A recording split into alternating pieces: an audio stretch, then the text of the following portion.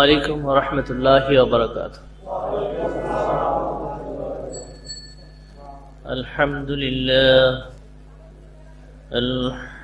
لله نحمده ونستعينه ونستغفره ونعوذ بالله من شرور أنفسنا ومن سيئات أعمالنا، من يهده الله فلا مضل له ومن يضلله فلا هادي له، ونشهد أن لا إله إلا الله وحده لا شريك له، وأشهد أن محمدا عبده ورسوله صلى الله عليه وسلم، الذي يرسل رسوله بالحق بشيرا ونذيرا وداعيا إلى الله بإذنه وسراجا منيرا، فقد قال الله سبحانه وتعالى: إن الله وملائكته يصلون على النبي يا أيها الذين آمنوا صلوا عليه وسلموا تسليما، اللهم صل على محمد وعلى آل محمد كما صليت على إبراهيم وعلى آل إبراهيم إنك حميد مجيد،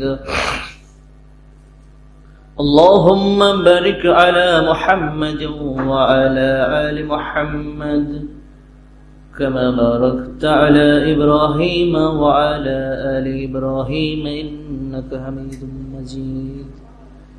فأنت بند كره وقال تعالى: يا أيها الذين آمنوا اتقوا الله حق تقاته ولا تموتن إلا وأنتم مسلمون، يا أيها الناس اعبدوا ربكم الذي خلقكم من نفس واحدة وخلق منها زوجها وبث منهما رجالا كثيرا ونساء، واتقوا الله الذي تساءلون به والأرحام إن الله كان عليكم رقيبا، يا أيها الذين آمنوا اتقوا الله وقولوا قولا سديدا يصلح لكم أعمالكم ويغفر لكم ذنوبكم، ومن يطع الله ورسوله فقد فاز فوزا عظيما. أما بعد، فإن خير الحديث كتاب الله، وخير الهدي هدي محمد صلى الله عليه وسلم، وشر الأمور محدثاتها وكل محدثة بدعة وكل بدعة ضلالة وكل ضلالة في النار। আল্লাহ সুবহানাহু ওয়া তাআলার জন্য আমরা কালিমাতুশ শুকর আদায় করছি আলহামদুলিল্লাহ, যিনি আমাদেরকে প্রত্যেক সপ্তাহের ন্যায় আজও নিয়মিত তাফসীরের আয়োজন, কোরআনুল কারীমের তাফসীরে বসার মতো সৌভাগ্য দান করেছেন, যিনি আমাদেরকে রিজিকের ব্যবস্থা করেছেন, যিনি আমাদেরকে সুস্থ রেখেছেন,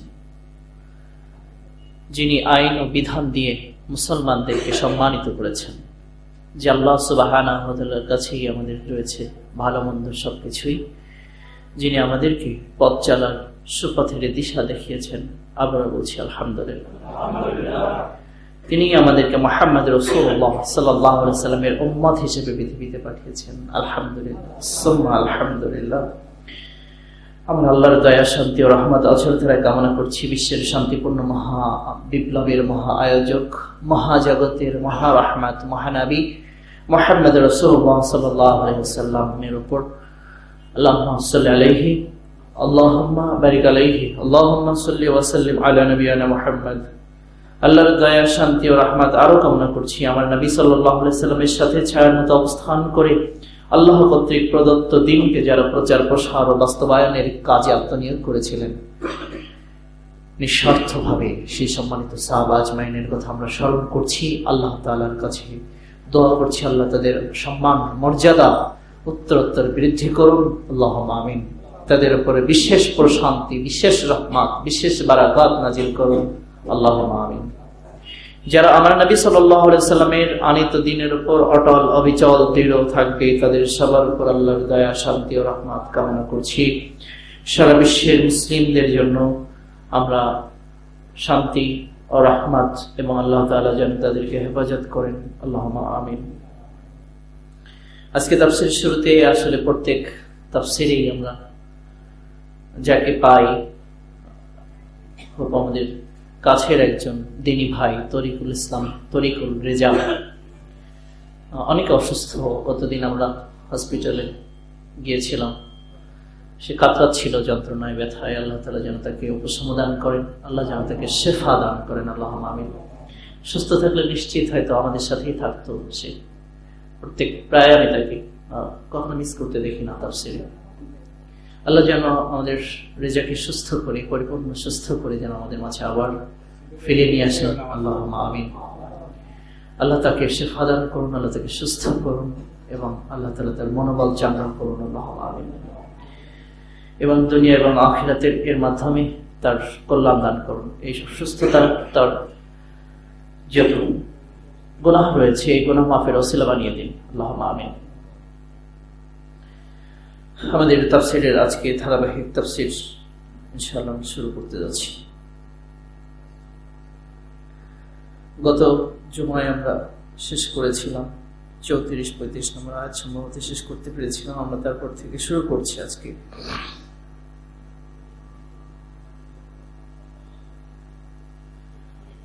গত জুমায় আমরা যেটা আলোচনা করেছিলাম যে শয়তান তাকে আদম আলাইহিস সালামকে পদস্খলন করে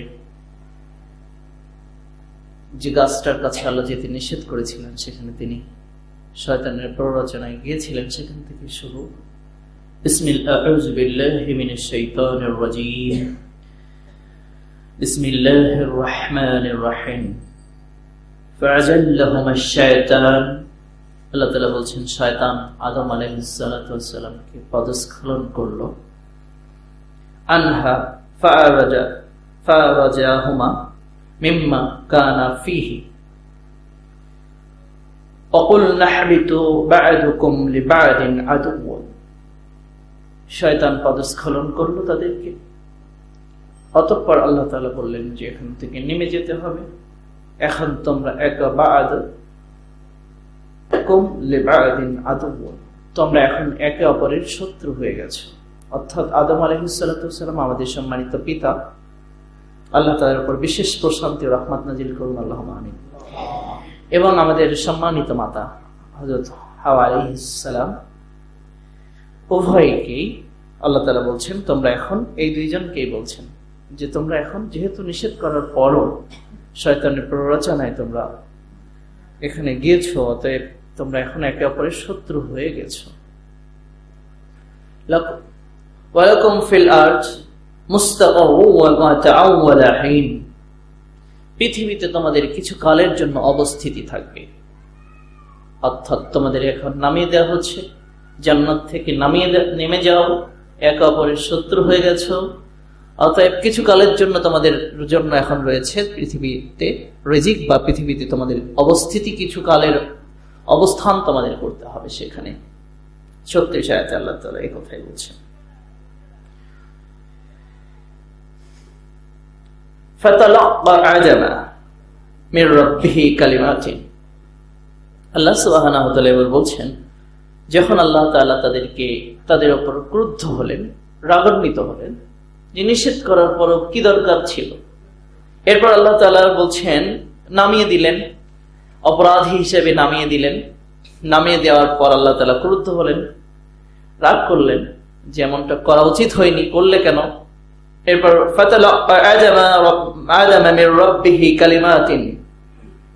এরপর আদম আলাইহিস সালাতু ওয়াস সালাম তার প্রতিপালকের পক্ষ থেকে কিছু কালিমা শিখলেন, যা শিখালেন স্বয়ং আল্লাহ পাক তাকে শেখালেন। গত সপ্তাহে আমরা এর ব্যাখ্যাটাও দিয়েছিলাম যে সমাজে প্রচলিত রয়েছে একেবারে নির্লজ্জভাবে মিথ্যা কথা বলা হয়, যেটা হাদিসের অথবা কোনো গ্রহণযোগ্য তাফসিরের কিতাবে এ ধরনের মিথ্যা কথা আসলে পাওয়া যায় না। একেবারে বাজ বিচার ছাড়াই আমরা মিথ্যা কথা বলি তাফসির করতে বসে। সেটা কি? আদম আলাইহিস সালাম নেমে গেলেন, আল্লাহ গত সপ্তাহেও আমরা বলেছি, সামান্য যেহেতু তাফসির আবারও আয়াতটা এসেছে, যে কারণে সামান্য গত সপ্তাহে যারা ছিলেন না তাদের উদ্দেশ্যে বলছি যে আমরা শুনে এসেছি সেই ছোটবেলা থেকে, বা আমাদের বাপদাদারাও শুনে এসেছেন যে আদম আলাইহিস সালামকে যখন পাঠানো হলো আল্লাহ আর মাফ করছেন না, না করতে করতে একসময় আদম আলাইহিস সালাম আল্লাহকে বললেন যে আল্লাহ, একজনের ওসিলায় আমাকে মাফ করে দাও, অর্থাৎ মুহাম্মদ সাল্লাল্লাহু আলাইহি ওয়াসাল্লামের ওসিলায় আমাকে মাফ করে দাও। তখন আল্লাহ জিজ্ঞাসা করলেন, আদম তুমি এই লোকটার কথা কি করে জানলে? তখন আদম আলাইহিস সালাম বললেন যে আল্লাহ, আমাকে সৃষ্টির পর আমাকে যখন রূহ দেওয়া হয়েছে, যখন আরশে আজিমে তোমার নামের সাথে আমি এই ব্যক্তির নামটা লেখা দেখেছিলাম, আমি মনে করলাম যা তোমার নামের পাশে যার স্থানটা তুমি দিয়েছো নিঃসন্দেহে সে কত বড় সম্মানিত, যে কারণে আমি তার ওসিলায়, তিনি হচ্ছেন মুহাম্মদ অতএব সাল্লাল্লাহু আলাইহি ওয়াসাল্লাম, তার নাম যেহেতু তোমার পাশেই ছিল, নিশ্চয়ই তোমার কাছে সে অতি সম্মানিত, এই জন্য তার ওসিলায় তুমি আমাকে মাফ করে দাও। আল্লাহ যেই আদম আলাইহিস সালাম এই ওসিলা মুহাম্মদ সাল্লাল্লাহু আলাইহি ওয়াসাল্লামের ওসিলা দিলেন, সাথে সাথে আল্লাহ তাকে মাফ করে দিলেন। সুবহানাল্লাহ, না নাউযুবিল্লাহ। কারণ এই কথা সত্য নয়, এটা হাদিসের কথা নয়, এটা আমাদের মস্তিষ্ক প্রসূত বানোয়াট কথা, যে হাদিস থেকে প্রমাণিত নয়, বরং কোরআনের বিপরীত কথা। বরং দেখুন, আল্লাহ তাকে মাফ করছেন না, অথচ আল্লাহ তাআলা এখানে বলছেন কালিমাতিন ফাতাবা আলাইহি, আল্লাহ তাকে মাফ করে দিলেন, তার তওবা কবুল করলেন। এরপর কি শিখলেন তিনি? এখানে আল্লাহ তাআলা বলছেন যে ফাতালাক্কা আদামু মির রাব্বিহি কালিমাতিন, এটা হচ্ছে সূরা বাকারার 37 নম্বর আয়াত, 37 নম্বর আয়াত, যে আদম আলাইহিস সালাম কিছু বাক্য শিখলেন রবের পক্ষ থেকে, নিজের পক্ষ থেকে তিনি বলেননি। বোঝা যাচ্ছে নিজের পক্ষ থেকে কোন বাক্যের মাধ্যমে তিনি আল্লাহর কাছে পরিত্রাণ বা ক্ষমা চাননি, বরং আল্লাহর পক্ষ থেকে তিনি কথা শিখে নিয়েছিলেন, আল্লাহর কাছ থেকে শিখেছিলেন। তার মানে বোঝা যাচ্ছে যে যদি তওবাও করতে হয়, ইস্তিগফার করতে হয়, এটাও একটা ইবাদত, আর এই ইবাদতটা নিজের পক্ষ থেকে করা যায় না, মানুষ নিজের পক্ষ থেকে করতে পারে না, আল্লাহ সুবহানাহু ওয়া তাআলা নিজেই তাকে শিখিয়ে দিয়েছিলেন। যে কোন কথা বললে যে আল্লাহর কাছ থেকে ক্ষমা পাওয়া যায়, এটা মানুষের জানার কথা নয়, এটাও আল্লাহ শিখিয়ে দিয়েছিলেন। কিন্তু বলা হচ্ছে না, আদম আলাইহিস সালাম নিজের পক্ষ থেকে সিদ্ধান্ত নিলেন যে যেহেতু মাপ আর হচ্ছে না, তাহলে আমি কি আর করব, তো এই ব্যক্তির ওসিলা দিয়ে আমি মাপ চাইছি। তো দেখুন, প্রথম হচ্ছে এই ওসিলা চাওয়াটা জায়েজ নয়, ওসিলা ধরা জায়েজ নয়। বরং আপনি যদি দোয়া করেন যে আল্লাহর নবীর উপর আমি ঈমান এনেছি, অথবা আল্লাহ রাসূল সাল্লাল্লাহু আলাইহি সাল্লামের উপর আমি দরুদ পড়ছি, আল্লাহ এই ওসিলায় আপনি আমাকে ক্ষমা করুন, বা এই ওসিলায় আপনি আমার মনের আশাটা পূর্ণ করুন, মুহাম্মদ সাল্লাল্লাহু আলাইহি সাল্লামের ওসিলা দেওয়াটাও একটা বেয়াদবি। ভালো করে বুঝবেন বিষয়টা, যে মুহাম্মদ সাল্লাল্লাহু, আমরা অনেকেই হর হামেশা সবসময় আমরা বলছি যে মুহাম্মদ সাল্লাল্লাহু আলাইহি সাল্লামের ওসিলায় আল্লাহ আমাকে মাফ করে দাও, কিন্তু এটাও বেয়াদবি। কারণ আপনি অন্যায় করছেন, আপনি মুহাম্মদ সাল্লাল্লাহু আলাইহি সাল্লামকে ওসিলা বানাচ্ছেন। বরং আপনি অন্যায় করার পর আল্লাহর নবী সাল্লাল্লাহু আলাইহি সাল্লাম বলেছেন তুমি একটা নেক কাজ করো, ওই নেকটা তোমার অন্যায়টাকে মিটিয়ে দিবে।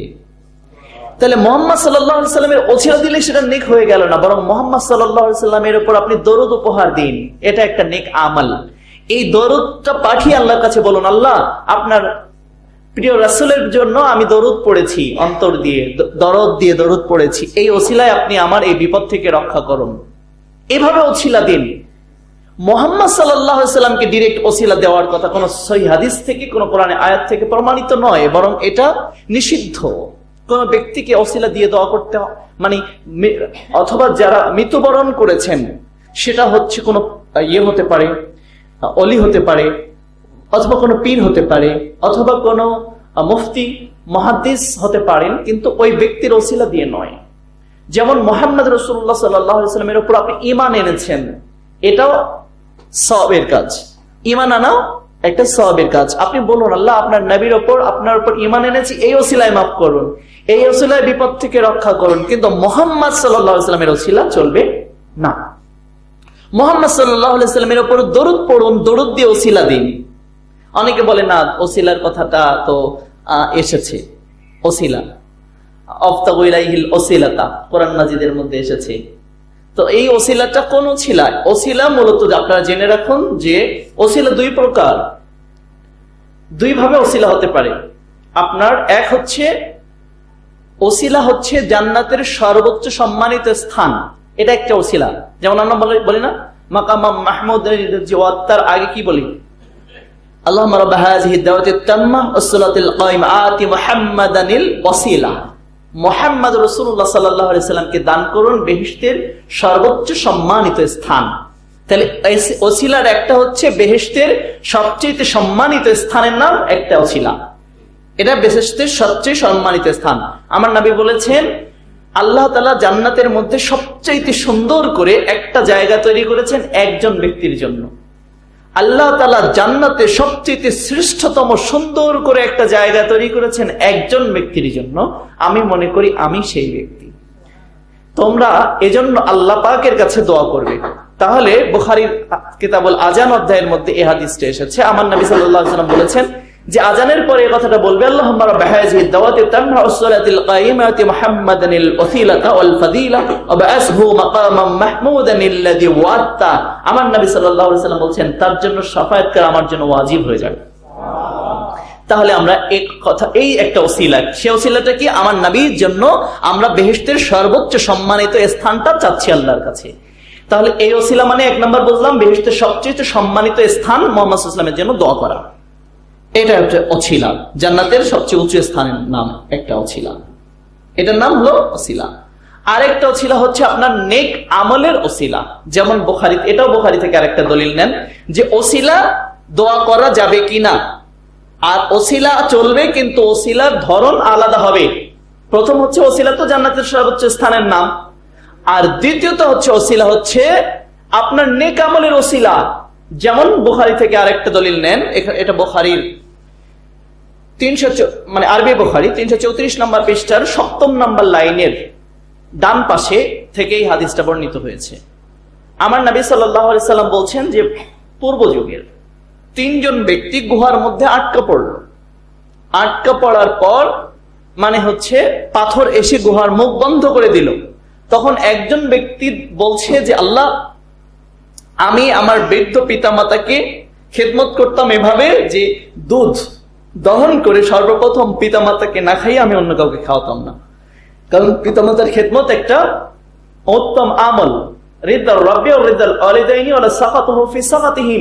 আল্লাহর সন্তুষ্টি রয়েছে পিতামাতার সন্তুষ্টির মধ্যে, আর আল্লাহর অসন্তুষ্টি আছে পিতামাতার অসন্তুষ্টির মধ্যে। তা আমি তোমার সন্তুষ্টি তালাশ করবার জন্য সর্বপ্রথম আমার দুধ দহন করবার পর যেটুকু হতো প্রথম আমার পিতামাতাকে না খাইয়ে অন্য কাউকে দিতাম না, এটা তোমার সন্তুষ্টির জন্য। তো এভাবে আমার সন্তানরা, আমার পিতামাতা ঘুমিয়ে পড়েছিল সারা রাত, সন্তানরা ক্রন্দন করলেও আমি তাদেরকে খেতে দেইনি তোমার সন্তুষ্টির জন্য, যে আমি তোমার সন্তুষ্টির জন্য পিতামাতাকেই আগে খাওয়াতে চাই। এটা যদি তোমার কাছে পছন্দনীয় হয়ে থাকে, আল্লাহ তুমি আমাদের এই বিপদ মুহূর্তে আমাদের বিপদ থেকে উদ্ধার করো। বুখারীতে এসেছে যে পাথর এক অংশ সরে গিয়েছিল। এবার আরেকজন ব্যক্তি দোয়া করছে, আল্লাহ একজন সুন্দরী রমণীর উপরে আমি প্রায় পড়ে মানে গিয়েছিলাম তার সাথে জেনার উদ্দেশ্যে, যেই আমি তার কাছেই চলে গিয়েছিলাম সেখানে অন্য কেউ ছিল না। যখনই আমি তার কাছে গিয়েছিলাম সে শুধুমাত্র আমাকে বলেছিল তাকুল্লাহ, হে যুবক তুমি আল্লাহকে ভয় করো। যখন একথা বলেছিল তখন তোমার ভয় আমার অন্তরের মধ্যে এসেছিল, আর সাথে সাথে আমি এই জেনার পথ থেকে ফিরে এসেছিলাম আল্লাহ তোমার ভয়। এটা যদি তোমার কাছে পছন্দনীয় হয়ে থাকে আমাকে মাফ করে দাও, বা আমাদের এই বিপদ থেকে, এই অবস্থা থেকে আমাদেরকে নিষ্কৃতি দান করো। পাথর সরে গেল। আরেকজন ব্যক্তি দোয়া করছে, আল্লাহ, একজন আমার কাছে চাকরি করত, কিছু বেতন পেত, আমি তার বেতনের একটা অংশ থেকে আমি তাকে দিতে চেয়েছিলাম, সে রাগ করে না নিয়ে চলে গিয়েছিল। আমি সেটার বিনিময়ে কিছু ছাগল বা ভেড়া, গবাদি পশু কিনেছিলাম। সেটার এরপরে এটা বাড়তে বাড়তে বাড়তে বাড়তে অনেক হয়ে গেল। একদিন সে লোকটা তার পাওনা ফেরত নিতে আসার পর যখন আমার কাছে নিতে আসলো, আমি তখন বললাম যে তোমার সেই অর্থের বিনিময়ে আমি এই গবাদি পশুর পাল বা এই যে অংশটা হয়েছে, তুমি সম্পূর্ণটা, যেহেতু তোমার অর্থে দিয়েই নেওয়া ছিল, তুমি সম্পূর্ণটা নিয়ে নাও। আমি নাও দিতে পারতাম তাকে, কিন্তু আমি দেখলাম যে আল্লাহ, এটা তো তারই সম্পদ, অতএব তোমার ভয়ে আমি তাকে সবটুকুই ছেড়ে দিয়েছিলাম। অতএব এটা যদি তোমার কাছে পছন্দনীয় হয়ে থাকে, তুমি আমাদেরকে এই বিপদ থেকে রক্ষা করো। তখন পাথরটা তাদের বের হওয়ার উপযোগী হয়ে গেল, সরে। এই দেখুন, নেক আমল, এই তিনটাই ছিল নেক আমল। এই জন্য নেক আমলের ওসিলা দিয়ে দোয়া করতে হয়। আবার অনেকে আল্লাহ তাআলাকে কি করে, শর্ত দেয়। আমার কাছে প্রায় ফোন আসে যে আমি বলেছিলাম যে আমার যদি এই বিপদটা থেকে রক্ষা হয় তাহলে আমি একটা খাসি দেবো, তা ও বিপদ তো রক্ষা হয়নি, এখন দিব কিনা। এই কথাটা বলাটা আল্লাহর সাথে বেয়াদবি করা। আপনার কোন আমলের মুখাপেক্ষী কি আমাদের আল্লাহ? ওয়ালাম ইয়াকুল্লাহু কুফুয়ান আহাদ, লাম ইয়ালিদ ওয়ালাম ইউলাদ। তার আগে আল্লাহুস সামাদ, আল্লাহ কারোর মুখাপেক্ষী নন। ওয়ালাম ইয়াকুল্লাহু কুফুয়ান আহাদ, আল্লাহ কারোর সমকক্ষ, আল্লাহ সমকক্ষও কেউ নেই, সবাই আল্লাহর মুখাপেক্ষী। আপনার ইবাদতের মুখাপেক্ষী আমার আল্লাহ নন। আপনার একটা ছাগলের মুখাপেক্ষী আমার আল্লাহ নন। আল্লাহর কি অভাব আছে যে আপনি আল্লাহকে সত্য দিচ্ছেন? এভাবে সত্য দিয়ে ওসিলা দিয়ে দোয়া করা জায়েজ নাই। বরং আপনার যদি আপনি আল্লাহ নবী সাল্লাল্লাহু আলাইহি ওয়াসাল্লাম বলেছেন, বরং এভাবে যারা মানত করে, এই মানতের মাধ্যমে আল্লাহ বখিলদের কাছ থেকে কিছু সম্পদ বের করে নেন, এছাড়া আর কিছু নয়। মিশকাতুল মাসাবির 676 নম্বর হাদিস, যে এই মানতের মাধ্যমে আল্লাহ বখিলদের কাছ থেকে সম্পদ বের করে নেন। মূলত এই মানতটা তার কোনো কাজে আসে না, এই মানতটা করা আল্লাহর সাথে বেয়াদবি। বরং নেক আমল সম্পাদন করে দোয়া করুন। বরং একটা খাসি আপনি কোরবানি করে এতিম মিসকিনদেরকে খাইয়ে দিন, এবার আল্লাহকে বলুন, আল্লাহ, আপনার সন্তুষ্টের জন্য নেক আমলটা আমি করেছি, আপনি আমাকে বিপদ থেকে রক্ষা করুন, বা আমার মনের আশাটা আপনি পূর্ণ করে দিন। এভাবে, কিন্তু অগ্রিম বলে নয় যে আল্লাহ, আমার বিপদ রক্ষা হলে আমি তোমার জন্য এটা করব। সত্য দিয়ে দিলেন আল্লাহকে। জি না, আল্লাহকে এভাবে সত্য দেওয়া, আল্লাহ কারোর সত্তাধীন নন, আল্লাহ কারোর মুখাপেক্ষী নন, আল্লাহ আপনার আমলের মুখাপেক্ষী নন, আপনি আল্লাহর মুখাপেক্ষী, আমি আমার আল্লাহর মুখাপেক্ষী। আল্লাহুস সামাদ, আল্লাহ আমরাই মুখাপেক্ষী, আল্লাহ সবার অমুখাপেক্ষী। এজন্য এভাবে ওসিলা দেওয়া হারাম। আল্লাহ রাগান্বিত হয়, ক্রুদ্ধ হন যে আমি কেন, তোমরা কি আমাকে মুখাপেক্ষী করছো? তাহলে যে তোমার এটা, তাহলে যদি আমি করে না দেই, দিলে এটা দিবা, যদি না করে দেই তাহলে দিবা না, এমন? জি না, বরং আপনাকে নেক আমল সম্পাদন করে দোয়া করতে হবে। এবার দেখুন, যেটা সমাজে প্রচলিত রয়েছে যে মুহাম্মদ সাল্লাল্লাহু আলাইহি ওয়াসাল্লামের ওসিলা দিয়ে আদম আলাইহিস সালাম যেহেতু দোয়া করেছিলেন, আমরা দোয়া করলে দোষ কি? এটা তো জাল হাদিস, হাদিসই না। আদম আলাইহিস সালাম কি করেছিলেন? বরং আল্লাহ তাআলা নিজেই বলছেন, ভালো করে বুঝুন, 27 নম্বর আয়াত, ফাতালাক্কা আদামা, আদম শিখলেন কালিমাতিন মির রাব্বিহি, রবের কাছ থেকে শিখলেন কিছু কালিমা। এবার চলুন এই আয়াত থেকে সূরা আরাফে চলে যান। সূরা আরাফের মধ্যে এই কি কালেমা রবের কাছ থেকে শিখেছিলেন সেটা সূরা আরাফের মধ্যে আল্লাহ তাআলা বলেছেন, রব্বানা যালামনা আনফুসানা ওয়া ইল্লাম তাগফির লানা ওয়া তারহামনা লানাকুনান্না মিনাল খাসিরিন। আশা করা যায় এই দোয়া আজও আমরা পড়লে আদম আলাইহিস সালামকে যেমন তিনি মাফ করে দিয়েছিলেন, আদমের সন্তানকেও এই দোয়ার মাধ্যমে আল্লাহ তাআলা মাফ করে দিবেন। এই জন্য সে কথাটাও আল্লাহ কোট করে কোরআনের মধ্যে দিয়ে দিয়েছেন। তাহলে এই দোয়াটাই আল্লাহ আদম আলাইহিস সালামকে শিক্ষা দিয়েছিলেন। আদম আলাইহিস সালাম তার রবের পক্ষ থেকে শিখেছিলেন, যেটা সূরা বাকারার 37 নম্বর আয়াতের মধ্যে বর্ণিত হয়েছে। কিন্তু আপনার আমার সমাজে ওসিলাকে কেন্দ্র করে অনেকগুলো শিরিক করা হয়, ভুল করা হয়, ভুল ওসিলা দেওয়া হয়। তাহলে ওসিলা আমরা 1 নম্বর বুঝলাম, ওসিলা দিয়ে দোয়া করা যাবে, সেটা নেক আমল সম্পাদন করে নেক আমলের ওসিলা দেওয়া যাবে। আর ওসিলা বলতে আর একটা যেটা বুঝলাম, সেটা হচ্ছে ওসিলা হচ্ছে জান্নাতের সর্বোচ্চ সম্মানিত স্থানের নামই ওসিলা। আর জীবিত আরেকটা হাদিস রয়েছে যে ব্যাপারে অনেকেই বিভ্রান্তে পড়তে পারে, যে ইবনে আব্বাস রাদিয়াল্লাহু আনহুর ওসিলা দিয়েছিলেন ওমর ফারুক রাদিয়াল্লাহু আনহু। আসলে বিষয় হচ্ছে যে তিনি তখন জীবিত ছিলেন এবং জীবিত ব্যক্তি নেক আমলের ওসিলা দিয়ে তিনি মূলত দোয়া করেছিলেন, জীবিত ব্যক্তি, এবং তার দোয়াটাই মূলত ছিল ওসিলা, যে তার দোয়ার ওসিলায় মাফ করে দাও, কারণ তিনি জীবিত আছেন। এক নম্বর বিষয় হচ্ছে এই হাদিসে আপনি হাদিসের শরহের কিতাবগুলো পড়ে দেখো যে সেখানে পরিষ্কার যে এখানে তার আব্দুল ইবনে আব্বাস রাদিয়াল্লাহু আনহু, তো এক্ষেত্রে যেটা হয়েছে যে তিনি কি করলেন, ওছিলা চেয়েছেন, কিন্তু ওছিলা তার দোয়ার ওছিলা এবং তিনি জীবিত ছিলেন, তাদের মধ্যে ছিলেন। অনুপস্থিত ব্যক্তির কাছ থেকে ওছিলা তালাশ করা জায়েজ নয়। এই আয়াত থেকে আমরা এটাই বুঝলাম যে আসলে আদম আলাইহিস সালাম এভাবে ওছিলা দেন নাই, বরং আদম আলাইহিস সালাম কিছু কালেমা শিখেছিলেন আল্লাহর পক্ষ থেকে, সেই কালেমার ওছিলায় তিনি ক্ষমা পেয়েছিলেন। অতএব যেটার ওছিলাকে কেন্দ্র করে আমরা ওছিলা দেই, এই কথাটা সত্য নয়। এই হাদিসটা মূলত আল্লাহর নবী সাল্লাল্লাহু আলাইহি ওয়াসাল্লামের নামে, আদম আলাইহিস সালামের নামে মিথ্যাচার করা হয়েছে। কোরআন তার প্রমাণ স্পষ্ট। এবার আল্লাহ তাআলা বলছেন, আদম আলাইহিস সালাম যখন এই কথাগুলো বললেন যে রব্বানা যালামনা আনফুসানা ওয়া ইল্লাম তাগফির লানা ওয়া তারহামনা লানাকুনান্না মিনাল খাসিরিন, সাথে সাথে আল্লাহ বললেন কালিমা ফাতাবা আলাইহি, আল্লাহ তখন তার তওবাটাকে, তার অনুশোচনা, তিনি যে অনুতপ্ত হলেন, এটা আমাদের আল্লাহ কবুল করে নিলেন, যে ঠিক আছে। এবার ইন্নাহু হুয়াত তাওয়াবুর রহিম, কেন কবুল করলেন? কারণ তোমাদের আল্লাহ বড় তওবা কবুলকারী, দয়ালু, রহিম, তিনি বড় রহমশীল বান্দার উপর তিনি। আল্লাহ, আমার নবী সাল্লাল্লাহু আলাইহি ওয়াসাল্লাম বলছেন, আল্লাহ নিজেই বলেছেন হাদিসে কুদসি যে আমার গজবের উপর আমার রহমত বিজয়ী হয়ে গেছে, আমার রাগের উপর আমার রহমতটা আচ্ছাদন করে রেখেছে, বিজয়ী হয়ে গেছে। এই জন্য আপনিও আর আমিও যদি আল্লাহ তাআলার কাছে আমাদের জীবনের যাবতীয় পাপকে উপস্থাপন করে আল্লাহর কাছে ক্ষমা চেয়ে নেই, আল্লাহ আমাদেরকে ক্ষমা করবেন। কেন? আল্লাহ বলছেন ইন্নাহু হুয়াত তাওয়াবুর রহিম, তোমাদের আল্লাহ বড় তওবা কবুলকারী, ক্ষমাকারী।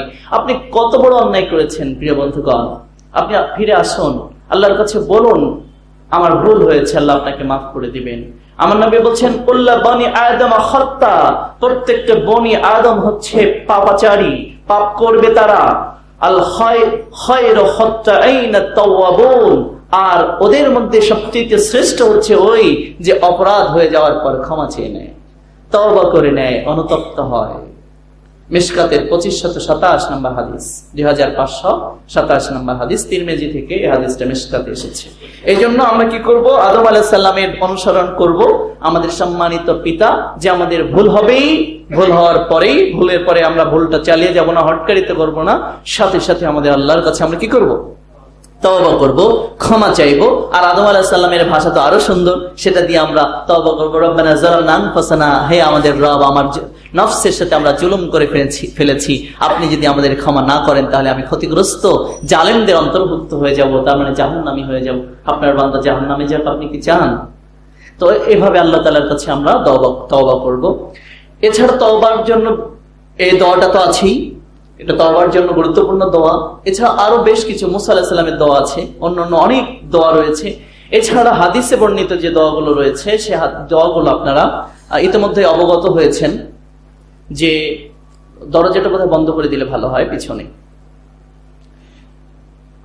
এর আগে তওবা চাওয়ার শ্রেষ্ঠ দোয়াটা বলা হয়েছে, বড় দোয়া সবচেয়ে, যেটা এই দোয়াটা মুখস্থ হয়েছে কার কার একটু দেখি আপনাদের মধ্যে। সাইয়্যিদুল ইস্তিগফার একজন, হ্যাঁ দেখি হাত উঠান, সবার কাছে শুনবো আজকে আমরা সাইয়্যিদুল ইস্তিগফারটা। কে কে পারেন সাইয়্যিদুল ইস্তিগফারটা? আপনি 1 2 3 সাইয়্যিদুল ইস্তিগফার 3-4 জন, বাকি কয়েকজন হাদিসটা মুখস্থ করে নিন। আমি বারবার বলেছিলাম এটা এমন একটা গুরুত্বপূর্ণ দোয়া, বুখারীর 6306 নম্বর হাদিস। এটা খালি দোয়া করলে যে মাফ হয়ে যায় তা না, এই দোয়াটা পড়লে যদি ওই দিন রাত্রে সন্ধ্যায় পড়ে নেয়, ওই দিন রাতে যদি তার ইন্তেকাল হয়ে যায়, বুখারীতে এসেছে যে সে নিছক জান্নাতি, আল্লাহ তাআলা তাকে জান্নাতে পৌঁছে দিবেন। এবং সকালে যদি পড়ে নেয়, অত্র দিনের মধ্যে সন্ধ্যার আগে যদি তার মৃত্যু হয়ে যায়, সে জান্নাতে যাবেই। কি করে যাবে আপনার ভাবার দরকার নেই, আল্লাহ ভাবুক। আপনাকে জান্নাতে পৌঁছে দিতে হবে, এটা আল্লাহ জানেন, নবী সাল্লাল্লাহু আলাইহি সাল্লাম জানেন। কিভাবে যাবেন আপনার জানার দরকার নেই, আপনি পড়বেন জান্নাতে যাবেন, ইনশাআল্লাহ যাবেনই যাবেন। অতএব আমার সাথে পড়ুন তো, আল্লাহুম্মা আনতা রাব্বি লা ইলাহা ইল্লা আনতা খালাকতানি ওয়া আনা আবদুক ওয়া আনা আলা আহদিক ওয়া ওয়াদিকা মাস্তাতাতু আউযু বিকা মিন শাররি মা সানাতু আবু লাকা বিনি'মাতিকা আলাইয়া ওয়া আবু বিজামবি ফাগফিরলি ফাইন্নাহু লা ইয়াগফিরুয যুনুবা ইল্লা আনত। বুখারীর 6306 নম্বর হাদিস।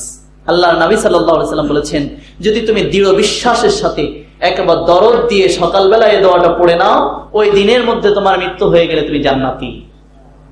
আর কি ভয় আছে আপনার?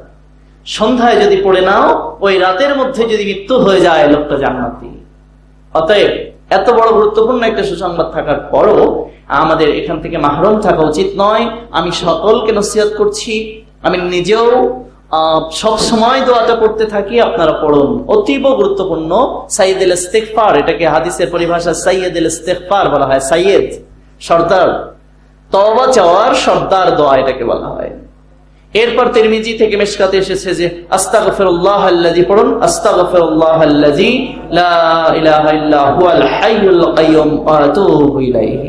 জিহাদের ময়দান থেকে কেউ যদি পালিয়েও আসে, জিহাদের ময়দান থেকে পালিয়ে আসা অত্যন্ত নেককারজনক পাপ, এটা কবিরা গুনাহ, এই গুনাহকে মাফ করা হয় না। তো আল্লাহ তাআলা বলেছেন যে, আল্লাহ নবী সাল্লাল্লাহু আলাইহি ওয়াসাল্লাম বলেছেন যে জিহাদের ময়দান থেকে পালানো আসামিও যদি এই ইস্তিগফারটা পড়ে নেয়, আস্তাগফিরুল্লাহাল্লাযী লা ইলাহা ইল্লা হুয়াল হাইয়ুল কাইয়্যুম ওয়া আতুবু ইলাইহি, পড়ুন আস্তাগফিরুল্লাহাল্লাযী লা ইলাহা ইল্লা হুয়াল হাইয়ুল কাইয়্যুম ওয়া আতুবু ইলাইহি। আমার নবী বলছেন তাকে আল্লাহ তাআলা মাফ করে দিবেন। এজন্য এই ইস্তিগফারটা করবেন, আস্তাগফিরুল্লাহ ওয়া আতুবু ইলাইহি। আমার নবী সাল্লাল্লাহু আলাইহি ওয়াসাল্লাম বলেন, ফাতুবু ইলাল্লাহ, তোমরা আল্লাহর কাছে তওবা করো, নিশ্চয়ই আমি মুহাম্মদ রাসূলুল্লাহ দিনে 100 বার আল্লাহর কাছে তওবা করি। যার আগে পরে সব গুনাহ মাফ করে দেওয়া হয়েছে সেই নবী, আপনার আমার নবী সাল্লাল্লাহু আলাইহি সাল্লাম দিনে যদি 100 বার তওবা করেন, তাহলে আমাদের করা উচিত নয়? এটা সুন্নাত। আপনারা এবং সবচেয়ে ছোট আস্তাগফিরুল্লাহ ওয়া আতুবু ইলাইহি, এই 100 বার আপনারা আজ থেকে আমলে নিন, অতীব জরুরি।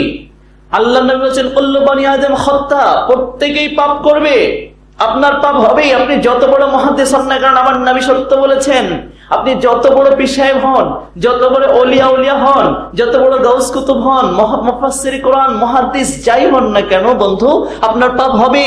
আমার নবী বলেছেন, কুল্লু বনি আদম খাত্তা, প্রত্যেকটা বনি আদম পাপ করে, পাপী, পাপ করবে, এটা করবেই, পাপ হবেই। অতএব আল খায়রু খাতিইন তাওয়াবিন, তার মধ্যে তুমি শ্রেষ্ঠ হয়ে যাও, পাপ তো হও, তার মধ্যে আবার শ্রেষ্ঠ হয়ে যাও। পাপ করেও শ্রেষ্ঠ কে? সে যে পাপ করার পর আল্লাহর কাছে ক্ষমা চেয়ে নেয়। এই জন্য দিনে 100 বার আপনাকে আমি ক্ষমা চাওয়ার জন্য আল্লাহর কাছে আহ্বান করছি। আপনারা জানেন ক্ষমা চাওয়ার ব্যাপারে ইমাম আহমদ বিন হাম্বলের বিষয়টা হয়তো আপনারা জানেন। আল মাওজুয়াতের মধ্যে এই ঘটনাটা এসেছে যে তিনি একদিন সফরে ছিলেন, সফরে থাকতে এক মসজিদে যে আশ্রয় প্রার্থনা করলেন যে আমাকে একটু মসজিদে থাকার অনুমতি দাও। মসজিদ কমিটি বা মসজিদের যারা ছিল তারা তাকে থাকতে দিল না, কারণ ইমাম আহমদ বিন হাম্বল আপনার আমার মতো এত গর্জিয়াস ভাবে চলাফেরা করতেন না, এত সাধারণ বেশি চলাফেরা করতেন। জামানার যে মুজাদ্দিদ, একজন শ্রেষ্ঠ 10 লক্ষ হাদিসের হাফেজ, জামানার শতাব্দীর শ্রেষ্ঠ মুহাদ্দিস, এটা বোঝা যেত না, এত জৌলুস ছিল না, দেখলেই বোঝা যেত একটা সাধারণ একটা মানুষ যাচ্ছে, থাকতে দেয়া হলো না। হাদিসের যিনি পণ্ডিত তাকে মসজিদে থাকা হচ্ছে না। তখন একজন রুটিওয়ালা বলছে, ঠিক আছে আপনাকে যেহেতু মসজিদে থাকতে দেওয়া হলো না, চলেন মুসাফির মানুষ তো আমার বাসায় চলেন, আপনি আমার বাসায় থাকবেন মেহমান হয়ে। তো ঠিক আছে চলো, যেহেতু আমার উপায় নেই, মুসাফির। তখন বলে রুটিওয়ালা রুটি তৈরি করছে আর আস্তাগফিরুল্লাহ ওয়া আতুবু ইলাইহি পড়ছে। ইমাম আহমদ বিন হাম্বল রুটিওয়ালার পাশে যেয়ে বলছেন, আচ্ছা বাবা, তুমি প্রত্যেকটা রুটি তৈরি করছো, রুটি তৈরি করার সাথে সাথে আস্তাগফিরুল্লাহ আস্তাগফিরুল্লাহ ওয়া আতুবু ইলাইহি এভাবে যে তওবা করছো, ঘটনা কি? তো বলছে বিষয়টা হচ্ছে এই ইস্তিগফার দিয়ে আমি যতবার আল্লাহর কাছে দোয়া করেছি সব দোয়াই আল্লাহ কবুল করেছেন। তো বলছে আজকেও পড়ছি একটা মনের আশা নিয়ে, দোয়া করছি আর ইস্তিগফার পড়ছি একটা আশা নিয়ে। কি আশা সেটা? তো বলছে যে জামানার শ্রেষ্ঠ মুজাদ্দিদ ইমাম আহমদ বিন হাম্বলের সাথে দেখা করার বড় আশা আমার জীবনে। তাই জন্য এই আশাটা মনের মধ্যে ধারণ করে আমি ইস্তেগফার পড়ছি। তখন ইমাম আহমদ বিন হাম্বল আশ্চর্যান্বিত হলেন আর বললেন, তুমি যার অপেক্ষা করে অন্তরে ধারণ করে এই ইস্তেগফার করছো, সেই স্বয়ং আহমদ বিন হাম্বল তোমার বাড়িতে মুসাফির হিসেবে হাজির হয়েছে। তো এই যে ইস্তেগফারের অনেক বড় কল্যাণ অর্জন করা যায় ইস্তেগফারের মাধ্যমে। তওবা করলে আল্লাহ খুশি হন, যেমনটা আমাদের বাবা আদম আলাইহিস সালামের উপরে আল্লাহ তাআলা খুশি হয়েছিলেন, তাকে মাফ করে দিয়েছিলেন। তাই আল্লাহ সুবহানাহু ওয়া তাআলা বলছেন, ইন্নাহু হুয়াত তাওয়াবুর রহিম, তোমাদের প্রতিপালক বড় ক্ষমা কবুলকারী, রহিম দয়াশীল, ক্ষমাশীল, দয়ালু। আর অতএব তোমরা তার কাছে দোয়া করো, ক্ষমা প্রার্থনা করো। তাই বলছি, দিনে 100 বার আমাদের নবীর সুন্নাত এটা, দিনে 100 বার ইস্তেগফার করা। আপনারা দিনে 100 বার ইস্তেগফার করুন। যদি একবারে করা আপনার জন্য ডিফিকাল্ট হয়ে যায়, যদি এটা আমার ব্যক্তিগত মত বলছি, সেটা হচ্ছে আপনি প্রত্যেক ফরজ সালাতের পর যদি 20 বার করে পড়ে নেন, 5 বারে 100 হয়ে যায়, তাই না? 5 ওয়াক্ত সালাতের পরে যদি আপনি 20 বার করে, হয়তো একবার পড়তে গেলে কিছুটা হলেও যদি আপনার সম্ভব না হয়ে ওঠে, আপনি আলাদা আলাদা ভাবে অল্প অল্প করে করুন। ফজরের 20 বার পড়ুন, জোহরে 20 বার পড়ুন, আসরে 20 বার আস্তাগফিরুল্লাহ ওয়া আতুবু ইলাইহি পড়ুন, আস্তাগফিরুল্লাহ ওয়া আতুবু ইলাইহি পড়ুন, মাগরিবে পড়ুন, ইশায় পড়ুন। 5 20 100 হয়ে যায়, দিনে আপনার 100 বার হয়ে যাবে। এটা যদি অভ্যস্ত হয়ে যান, হ্যাবিচুয়েটেড হয়ে যাই আমরা ইস্তেগফার করতে, ইস্তেগফারের মাধ্যমে আল্লাহর সন্তুষ্টি অর্জন করা যায়, ইস্তেগফারের মাধ্যমে বিপদ দূর হয়ে যায়, ইস্তেগফারের মাধ্যমে গুনাহ দূর হয়ে যায়, ইস্তেগফারের মাধ্যমে জান্নাত নিশ্চিত হয়ে যায়। এজন্য যেমন একটু আগেই বললাম যে বুখারীতে যে হাদিসটা এসেছে, সে নিশ্চিত জান্নাতে যাবে ইস্তেগফারের কারণে।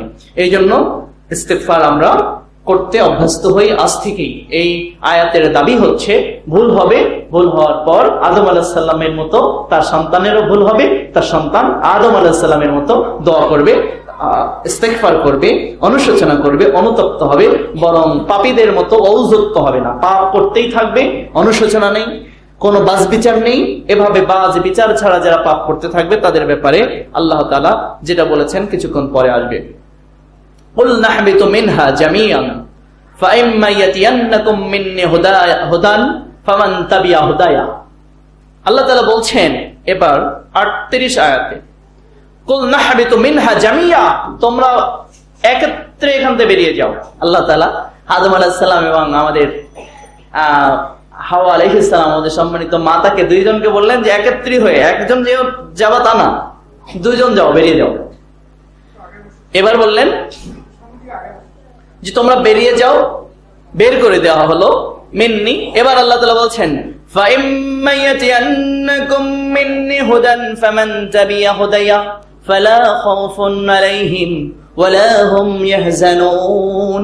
আল্লাহ তাআলা বলছেন যে তোমরা বেরিয়ে যাও, কিন্তু আমার পক্ষ থেকে তোমাদের কাছে পৌঁছাবে হেদায়াত, হুদা, হেদায়েত পৌঁছাবে, আমার পক্ষ থেকে বাণী পৌঁছাবে, দিক নির্দেশনা পৌঁছাবে, তোমাদের কাছে পৌঁছে দেওয়া হবে। ফামান তাবিআ, তাবিআ মানে অনুসরণ করা, যে এটাকে ফামান তাবিআ, তাবিআ মানে অনুসরণ করা, যে অনুসরণ করবে, ফামান তাবিআ হুদা, এই হেদায়েতের যে অনুসরণ করবে। আমাদের কাছে হেদায়েত কি এসেছে বলুন তো? হ্যাঁ, আমাদের কাছে এসেছে কোরআন। ঈসা আলাইহিস সালামের পরে এসেছিল কি? প্রত্যেক যুগে যুগে প্রত্যেক জাতির উপর রাসূল প্রেরণ করা হয়েছে এবং তাদের কাছে হুদা পাঠানো হয়েছে। আমাদের জন্য হেদায়েত কোরআনুল কারীম, এবং নবী মুহাম্মদ সাল্লাল্লাহু আলাইহি ওয়াসাল্লাম নিজেও হেদায়েত। হাদিসগুলো তার পক্ষ থেকে যতগুলো কথা এসেছে সেগুলো। ঈসা আলাইহিস সালামের কাছ থেকে এসেছে ইনজিল, মুসা আলাইহিস সালামের কাছে এসেছে কি? তাওরাত, দাউদ আলাইহিস সালামের কাছে জাবুর এসেছে। এগুলো সব আল্লাহর পক্ষ থেকে পাঠানো হেদায়েত। এবং অন্যান্য নবী রাসূলগণের উপরে অন্যান্য সাহিফাগুলো এসেছে। প্রধান প্রসিদ্ধ এই 4টা, আর অন্যান্য নবীগণের উপরতে এসেছে। তো এটা আসবে কোথা থেকে? নিজেদের পক্ষ থেকে, মানুষের পক্ষ থেকে আসবে না যে তোমরা নিজেরা যা মনে করবে তা নয়। আল্লাহ তাআলা বলছেন, ফাইম্মা ইয়াতিয়ান্নাকুম মিন্নি হুদান ফামান তাবিআ হুদায়া, আমার পক্ষ থেকে তোমাদের কাছে যাবে হেদায়েত। মানে হেদায়েতটা, এই যে বাণীটা, আল্লাহর দিক নির্দেশনা, এটা আল্লাহর পক্ষ থেকে আসবে। মানুষের জন্য গাইডলাইন্স তৈরি করতে, দিক নির্দেশনা বা হেদায়েত তৈরি করতে পারবে না। যারা করে তারা কি সঠিক করে না ভুল করে? ভুল করে। আল্লাহ তাদের ভুল থেকে বের করে নিয়ে আসুন, আল্লাহুম্মা আমিন। আল্লাহ তাদেরকে হেদায়েতের পথ দেখান, আল্লাহুম্মা আমিন। আল্লাহ আমাদেরও মাফ করুন, তাদেরকেও মাফ করে দিন। আল্লাহ আমাদেরকেও জাহান্নাম থেকে বাঁচান, আল্লাহ আমাদের অন্যান্য ভাইদেরকেও আপনি জাহান্নাম থেকে বাঁচান, তাদেরকে দুনিয়ার মানুষের মস্তিষ্ক প্রসূত হেদায়েত বাদ দিয়ে আল্লাহর হেদায়েত দ্বারা তৌফিক দান করুন, আল্লাহুম্মা আমিন।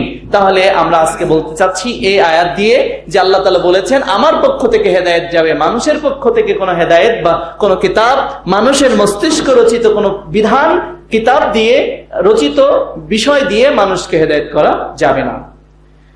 তো আল্লাহ তাআলা বলছেন ফামান তাবিয়া হুদায়া, এই হেদায়েত যাওয়ার পর যারাই মেনে চলবে।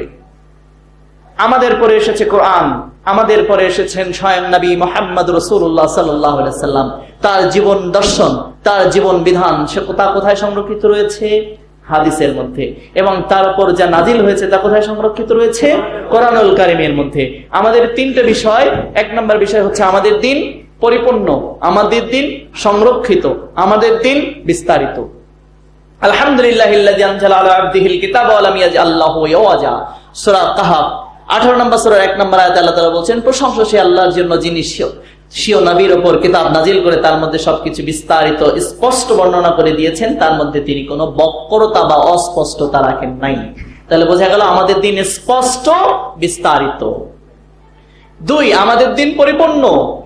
আল্লাহ তাআলা বলেছেন আল ইয়াউমা আকমালতু লাকুম দীনাকুম ওয়া আতমামতু আলাইকুম নি'মাতি, আমি তোমাদের উপর আমার দিনকে পরিপূর্ণ রহমত, দিনকে পরিপূর্ণ করে দিলাম, সূরা মাইদার 3 নম্বর আয়াতে। তাহলে আমাদের দিন কি করা হয়েছে? 1450 বছর আগে পরিপূর্ণ করে দেওয়া হয়েছে। তাহলে আমাদের দিন প্রথম বিস্তারিত নাকি সংক্ষিপ্ত? যে কেউ বিস্তারিত বলবে তাই আমাদের দিন হয়ে যাবে তা নয়, আমাদের দিন বিস্তারিত আল্লাহ বর্ণনা করে দিয়েছেন, অস্পষ্টও না, স্পষ্ট। অস্পষ্ট কি? স্পষ্ট। 2 নাম্বার, আমাদের দিন পরিপূর্ণ হয়ে গেছে। কেউ নতুন করে নিজের মনের মাধুরী মিশিয়ে দিন রচনা করে আমাদের সামনে তা দেবে, তা আমরা মানব না। কেউ স্বপ্ন দেখে আমাদের সামনে কোনো বিধান উপস্থাপন করবে, তা আমরা মানব না। অথবা কেউ সংঘবদ্ধভাবে সবাই মিলে একটা বিধান রচনা করেছে, যে সবাই মিলে করেছে, তা আমরা মানব না। আল্লাহ তাআলা বলছেন যে না, তাও চলবে না, কারণ সেটা ডেভেলপড হয়ে গেছে 1450 বছর আগেই ডেভেলপড। এটা ডেভেলপিংও না, আন্ডার ডেভেলপডও না। ডেভেলপিং মানে কি? উন্নয়নশীল, যে উন্নয়নের দিকে এগিয়ে যাচ্ছে, সেটা হচ্ছে ডেভেলপিং। আর এটা হচ্ছে আন্ডার ডেভেলপড, অনুন্নত। আন্ডার ডেভেলপড আর ডেভেলপিং এই দুইটাকে চেঞ্জ করতে হয়, কিন্তু যেটা ডেভেলপড হয়ে আছে, উন্নত আগে থেকেই হয়ে আছে, এটাকে উন্নত করার কিছু নেই। 3 নম্বর হচ্ছে আমাদের দিন সংরক্ষিত না অরক্ষিত? সংরক্ষিত। আল্লাহ তাআলা নিজেই বলছেন সূরা হিজরের মধ্যে ইন্না নাহনু নাযালনা যিকরা ওয়া ইন্নাহু লাহাফিজুন, এই জিকির অর্থাৎ কোরআন ও হাদিসকে নাজিল করেছি আমি, সংরক্ষণের দায়িত্ব আমি নিয়েছি। তাহলে সংরক্ষিত রয়েছে আমাদের দিন কোথায়? কোরআনে, কোথায়? হাদিসে। এবার আল্লাহ তাআলা বলছেন এভাবেই আমার দিন তোমাদের কাছে পৌঁছাবে। তাহলে আমাদের কাছে পৌঁছেছে কিভাবে? পৌঁছালো কোরআনুল কারীমের মাধ্যমে পৌঁছালো। কিভাবে পৌঁছালো? হাদিসের মাধ্যমে পৌঁছালো। এবার যদি আল্লাহ বলছেন ফামান জামিয়া হুদায়া, যারা এই দিনকে হুবহু অনুসরণ করবে, মেনে চলবে, ফালা খাউফুন আলাইহিম ওয়ালা হুম ইয়াহজানুন, তাদের থাকবে না কোনো ভয়, তাদের থাকবে না কোনো চিন্তা। এভাবে যারা আমার দিনকে মেনে চলবে তাদের কোনো ভয় থাকবে না, তাদের কোনো কি থাকবে না বলুন? চিন্তা থাকবে না। তাহলে আমাদের কাছে যে কোরআনুল কারীম আল্লাহ হেদায়েত পাঠিয়েছেন, তা যদি আমরা মেনে চলতে পারি, আমাদের কোনো ভয় নেই, আমাদের কোনো চিন্তা নেই, নেই দুনিয়াতে নেই আখিরাতে, নেই দুনিয়াতে নেই আখিরাতে। সেটাও দলিল নিন। এটা তো আল্লাহ বলছেন তোমাদের কোনো ভয় থাকবে না, তোমাদের কোনো চিন্তাও থাকবে না। আল্লাহ তাআলা এই কথা বলেছেন। এই কথা বলার পরে আবার আল্লাহ সূরা হামিম সিজদার 31-32 নম্বর আয়াতে বলছেন শুধু তাই না, যারা বলে যে ইন্নাল্লাহু ক্বালু রাব্বুনাল্লাহ, নিশ্চয়ই যারা তাদের বলে আমাদের রব আল্লাহ, এরপর তার উপর সুম্মা ইসতাকামা, এরপর যারা এর উপর দৃঢ় থাকে, অবিচল থাকে, অটল থাকে, এই হেদায়েতের উপর যারা অবিচল থাকে, আল্লাহ তাআলা বলছেন তাদের কাছে তাতানাজ্জালু আলাইহিমুল মালাইকা, তাদের কাছে ফেরেশতা নাজিল করা হয়। ফেরেশতা তাদের কাছে নাজিল করার পর ফেরেশতারা তাদের সামনে এসে বলে নাহনু আউলিয়াউকুম ফিল হায়াতুদ দুনিয়া ওয়া ফিল আখিরাহ, আমরাই তোমাদের বন্ধু আছি, দুনিয়াতে থাকবো, আখিরাতেও। তার মানে কি বুঝলাম? যে দুনিয়াতেও চিন্তা নেই, আখিরাতেও নেই। দুনিয়াতে ফেরেশতারা আসবে, সূরা হামিম সেজদা পড়ুন।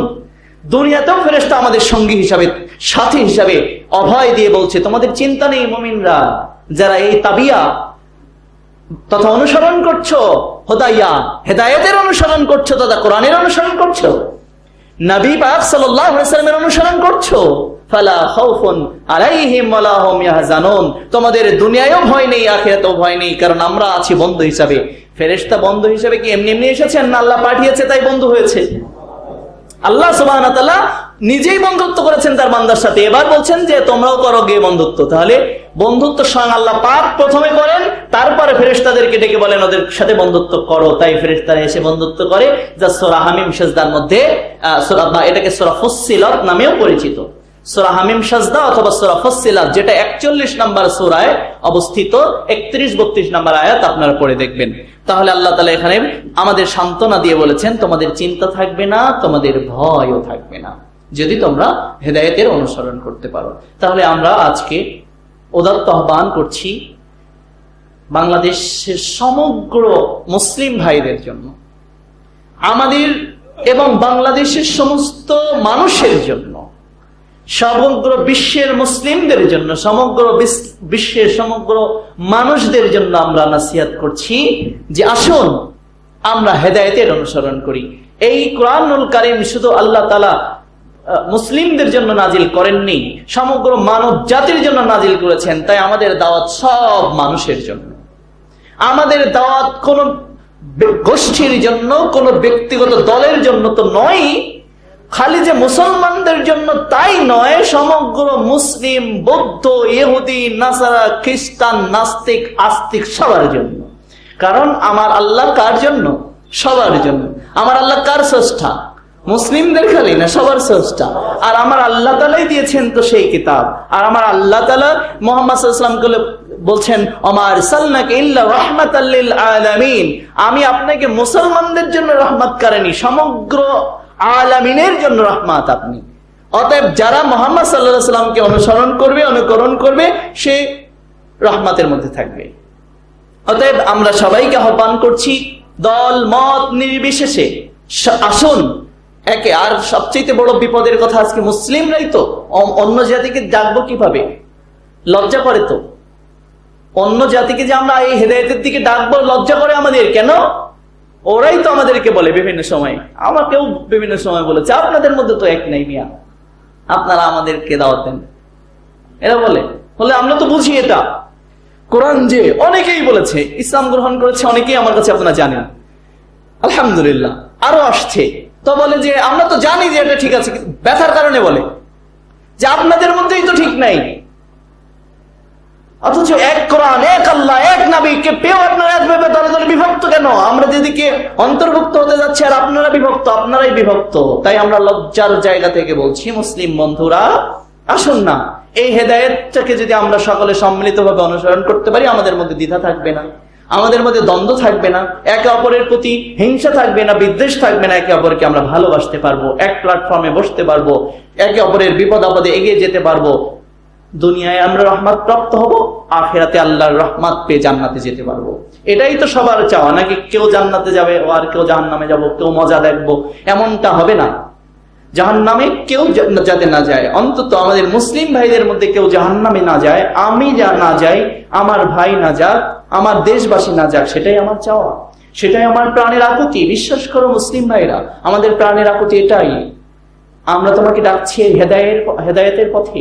আল্লাহ বলছেন যারা এই হেদায়েতের পথ অনুসরণ করবে তাদের কোনো ভয় থাকবে না। তাই আসুন বাংলাদেশের সব মুসলিমদেরকে বলছি, আসুন সব দলকে ভুলে গিয়ে আমরা এক প্ল্যাটফর্মে হেদায়েত নিয়ে দাঁড়িয়ে যাই, কোরআন নিয়ে দাঁড়িয়ে যাই, আমার নবী সাল্লাল্লাহু আলাইহি ওয়াসাল্লামের হাদিস বুকে ধারণ করে দাঁড়িয়ে যাই। দেখবেন সব ভেদাভেদ মুক্ত হয়ে আমরা এক হয়ে যাবো ইনশাআল্লাহ।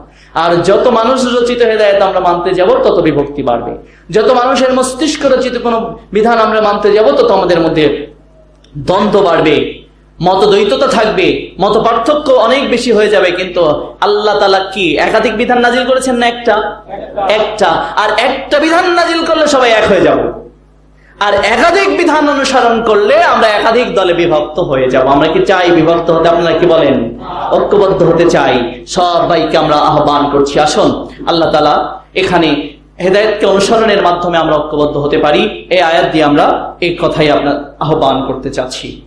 তো আল্লাহ তাআলা বলছেন তাদের কোনো ভয় ও চিন্তা থাকবে না। তো আমরা চাই যে আমাদের ভয় দুশ্চিন্তা থেকে দুনিয়া এবং আখিরাতে মুক্ত থাকতে। আল্লাহ আমাদেরকে কবুল করুন, আল্লাহুম্মা আমিন।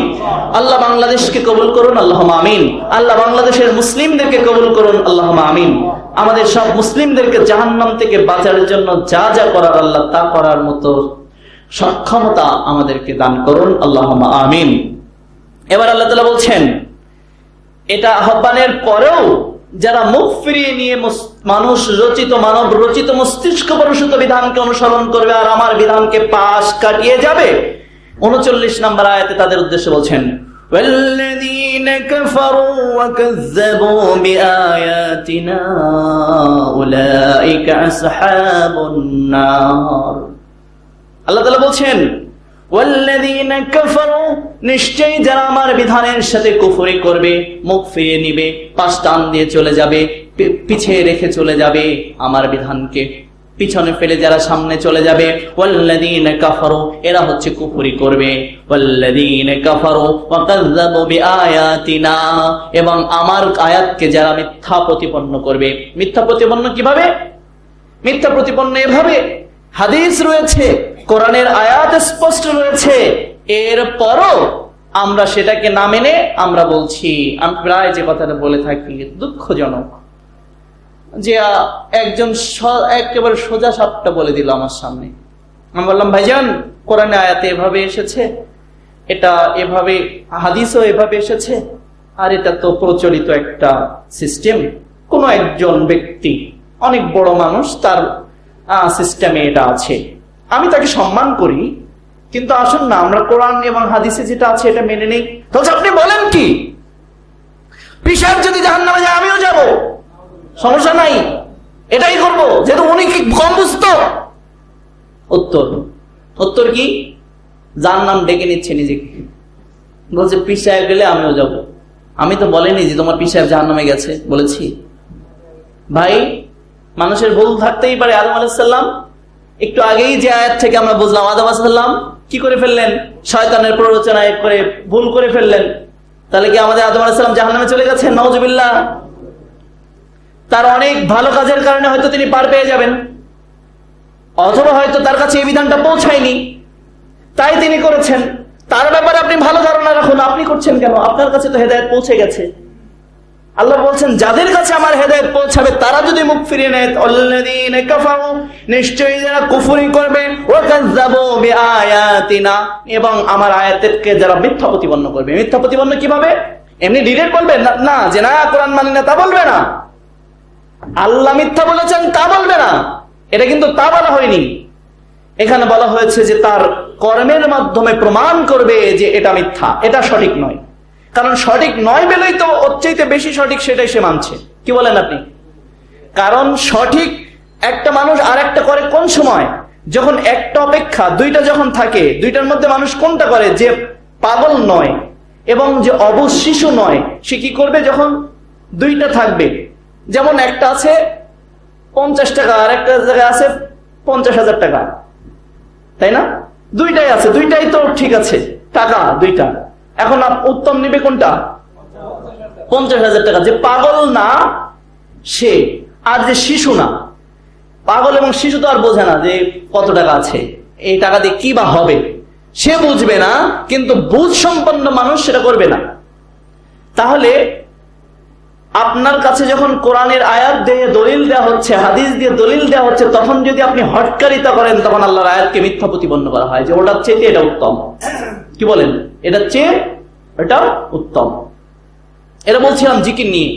বললাম যে ভাইজান জিকির আছে, আমরাও জিকির করি, তবে জিকিরের পদ্ধতিটা আল্লাহ বলেছেন তোমরা আল্লাহকে ডাকো অনুচ্চ স্বরে, বিনম্রতার সাথে, মনে মনে, নেচে নেচে না, জোরে জোরে না, চিল্লে চিল্লে জিকির করতে হয় না। ভাই এভাবে কোরআন বলেছে সূরা আরাফ 204-5 আয়াত, আপনারা জানেন 7 নম্বর সূরা 204-5 আয়াতের মধ্যে আল্লাহ স্পষ্ট 205 আয়াত, তাই না?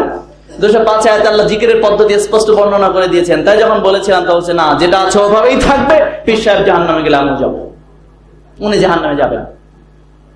তো কি বুঝাবেন জাতিকে আপনি?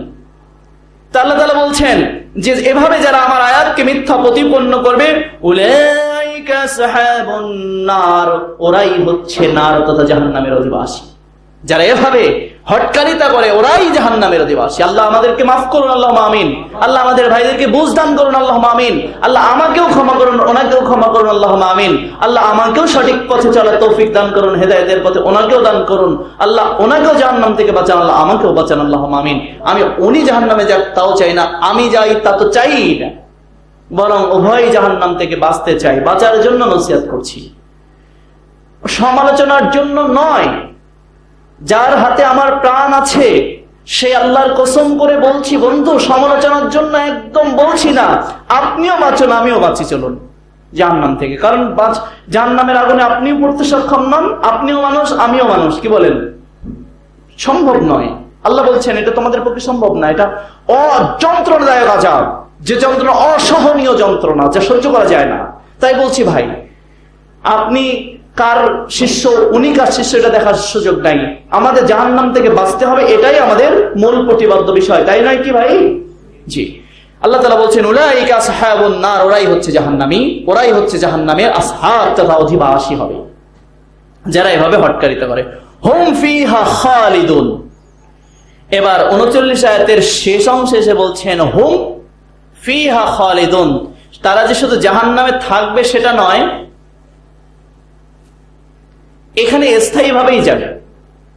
এভাবে যারা, যেমন আল্লাহ তাআলা সূরা বাকারার 85 আয়াতে বলেছেন, তাহলে কি তোমরা কোরআনের এক অংশকে মানবে আর এক অংশকে ছেড়ে দেবে বা অস্বীকার করবে? তোমাদের জন্যই তো জাহান্নামের আযাব প্রস্তুত করেছি এবং দুনিয়ায়ও লাঞ্ছনা রয়েছে। তাহলে বোঝা গেল পরিপূর্ণ মানতে হবে কোরআনকে এবং মুহাম্মদ সাল্লাল্লাহু আলাইহি সাল্লামের হেদায়েতকে। যদি না হয় হুম ফিহা খালিদুন, এক অংশ মানবে অন্য অংশ অস্বীকার করবে, তাহলে হুম ফিহা খালিদুন, তোমাদের জন্য জাহান্নামের যে আযাবটা রয়েছে এবং সেখানে তোমাদের স্থায়ীভাবেই থাকতে হবে, স্থায়ী হতে হবে। বন্ধুগণ, তাই বলছি, সকলকে উদ্দেশ্য করে বলছি, এই স্থায়ী জাহান্নাম তো দূরের কথা, এক সেকেন্ড জাহান্নামের আযাব ভোগ করার মতো সক্ষমতা আমাদের নাই। এজন্য বলছি যে সকলে আসুন হেদায়ের পথে, কোরআনের পথে, সুন্নাহর পথে আমরা সকলে সম্মিলিতভাবে ঐক্যবদ্ধভাবে ফিরে আসি। এবার আল্লাহ তাআলা বলছেন 39 আয়াত শেষ হয়ে গেল, 40 আয়াত, ইয়া বানি ইসরাঈল, বানি ইসরাঈলকে উদ্দেশ্য করে আল্লাহ তাআলা বলছেন, ইয়া বানি ইসরাঈল ইযকুরু নি'মাতি আল্লাতী আন'আমতু আলাইকুম, হে বনি ইসরাঈলরা তোমরা স্বীকার করো, স্মরণ করো। উযকুর নি'মাতি, উযকুর মানে জিকির করো। আবার আরেকটা বিপদ এই আয়াতটা নিয়ে আছে যে জিকির মানে অনেকে মনে করে যে সুবহানাল্লাহ, আলহামদুলিল্লাহ, আল্লাহু আকবার, এটাই বোধহয় জিকির। এটাও জিকির, এটা জিকির নয় তা নয়, কিন্তু কোরআন পাকের মধ্যে জিকির বিভিন্ন অর্থে ব্যবহার হয়েছে। একটা জিকির মানে কোরআন পাককে সরাসরি আল্লাহ তাআলা বলেছেন ইন হুয়া ইল্লা যিকরুল লিল আলামিন, এটা আলামিন তথা বিশ্ববাসীর জন্য জিকির। কোরআন নাম জিকির। আল্লাহ তাআলা বলছেন যিকরু ওয়া মূসা ওয়া হারুন, হে নবী মূসা এবং হারুনের জিকির করুন। তো কি বলবেন? মূসা মূসা মূসা, হারুন হারুন, জিকির করবেন। এখানে জিকির মানে কি? এখানে কোরআনকে যখন জিকির বলা হয়েছে তখন এই জিকিরের অর্থ হচ্ছে উপদেশ। মূসা এবং হারুনের যখন জিকির করতে বলা হয়েছে, মূসা এবং হারুনের জীবন নিয়ে আলোচনা করতে বলা হয়েছে, এর জন্য ইউসুফ আলাইহিস সালাম, মূসা আলাইহিস সালাম, তাদের নিয়ে জিকির করতে বলা হয়েছে। এই জিকির মানে তাদের জীবন থেকে তাদের নিয়ে আলোচনা। এই তাদের জীবন নিয়ে আলোচনা হোক, আলোচনা হলে তোমরা তাদের থেকে শিক্ষা গ্রহণ করতে পারবে, এটা একটা জিকির। তারপরে জিকির রয়েছে যে আযকুরুল্লাহ যিকরান কাসীরা ওয়া সাব্বিহুহু বুকরাতাও ওয়া আসীলা, তোমরা সকাল সন্ধ্যায় আল্লাহর জিকির করো, এটা সুবহানাল্লাহ, আলহামদুলিল্লাহ, আল্লাহু আকবার, এটাও জিকির। আবার আল্লাহ তাআলা বলেন ইয়া আইয়ুহাল্লাযীনা আমানু ইযা নুদিয়া লিস-সালাতি মিন ইয়াউমিল জুমআহ ফাসআউ ইলা যিকরিল্লাহ, যখন জুমার দিন আযান দেওয়া হয় তখন জিকিরে বেরিয়ে যাও। এখন সালাতের নাম জিকির, সালাতের আগে যে খুতবাটা চলে এটা জিকির। তো অনেকে যেটা মনে করে থাকে জিকির মানে খালি সুবহানাল্লাহ, আলহামদুলিল্লাহ, আল্লাহু আকবার, এটা সঠিক নয়। জিকিরের একাধিক জায়গায় একাধিক অনুবাদ রয়েছে বা হতে পারে। এখানে আল্লাহ তাআলা বলছেন বনি ইসরাইলদেরকে বলছেন, বনি ইসরাইলরা তোমরা জিকির করো, ইয়া বনি ইসরাইল যকুরু নি'মাতি, জিকির করো কিসের? আমি যে নিয়ামত তোমাদের দিয়েছি সেই নিয়ামতগুলো জিকির করো। তা নিয়ামতগুলো জিকির আমাদের যেমন দেওয়া হচ্ছে চাল ডাল আটা, তাহলে আমরা এগুলো জিকির করব?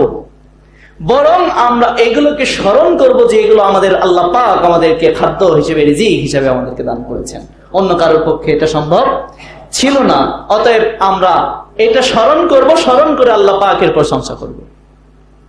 এই জন্য আল্লাহ তাআলা বলছেন যে বনি ইসরাইলরা তোমরা আল্লাহ পাকে মানে নি'মাতি আল্লাতি আনআমতা আলাইকুম, যে নিয়ামত আমার পক্ষ থেকে আমি তোমাদেরকে দিয়েছি সেটা তোমরা স্মরণ করো। এবার বলছেন আউফু বিআহদি উফি বিআহদিকুম, আমার প্রতি কৃত অঙ্গীকার তোমরা পূর্ণ করো। তাহলে আমি তোমাদের উপর যে অঙ্গীকার করেছি তা আমি পূর্ণ করব। আল্লাহ তাআলার প্রতি আমাদের কি অঙ্গীকার? প্রথম আল্লাহ পাকের প্রতি আমাদের অঙ্গীকার হচ্ছে, আমার নবী সাল্লাল্লাহু আলাইহি ওয়াসাল্লাম বলেছেন, আল্লাহ পাক ঘোষণা দিয়েছেন বান্দা যদি শিরিক না করে আল্লাহ বলেছেন আমি তাকে জাহান্নামে দিব না। তাহলে আল্লাহ তাআলার প্রতি প্রথম অঙ্গীকার হচ্ছে আপনি আল্লাহ পাকের সাথে শিরিক করতে পারবেন না। কিন্তু শিরিক নিয়ে আলোচনা তো হয়েছে বিভিন্ন সময়ে, আর এটা তো বিস্তৃত একটা আলোচনা। তো শুধুমাত্র এটুকু বলা যেতে পারে যে আল্লাহ তাআলার সাথে আমরা শিরিক কিন্তু প্রতিনিয়ত প্রত্যেকটা কথায় বার্তার মধ্যে কিন্তু আমরা করে ফেলছি, বিভিন্ন ভাবে করে ফেলছি। কেউ বা ছুটছি সন্তান কামনার জন্য মাজারে, কেউ বা ছুটছি তাবিজের পিছনে, কেউ বা ছুটছি মানে মাজারের উদ্দেশ্যে জবাই করছি, পশু জবাই করছি তার উদ্দেশ্যে চাচ্ছি, কেউ মাজারে সাজদার মাধ্যমে মাজারওয়ালার কাছে চাচ্ছি। কিন্তু আল্লাহ তাআলা বলেছেন আল্লাহর কাছে চাইতে। তো এভাবে আল্লাহকে বাদ দিয়ে যখন আমরা অন্য কারোর কাছে চাই, অন্য কারো বিধান অনুযায়ী যখন আমরা চলি, তখন আল্লাহ পাকের সাথে শিরক হয়ে যায়। প্রচলিত কত শিরক রয়েছে। আপনি রাস্তা দিয়ে সামনে দিয়ে যাচ্ছেন, সকালবেলা বের হয়েছেন, এটা আগে ছিল, এখন এগুলো একটু চেঞ্জ হয়েছে। খালি কলস নিয়ে যদি আমাদের মা বোনরা যদি আমাদের সামনে দিয়ে যেত, আজকের দিনটাই মাটি হয়ে গেছে।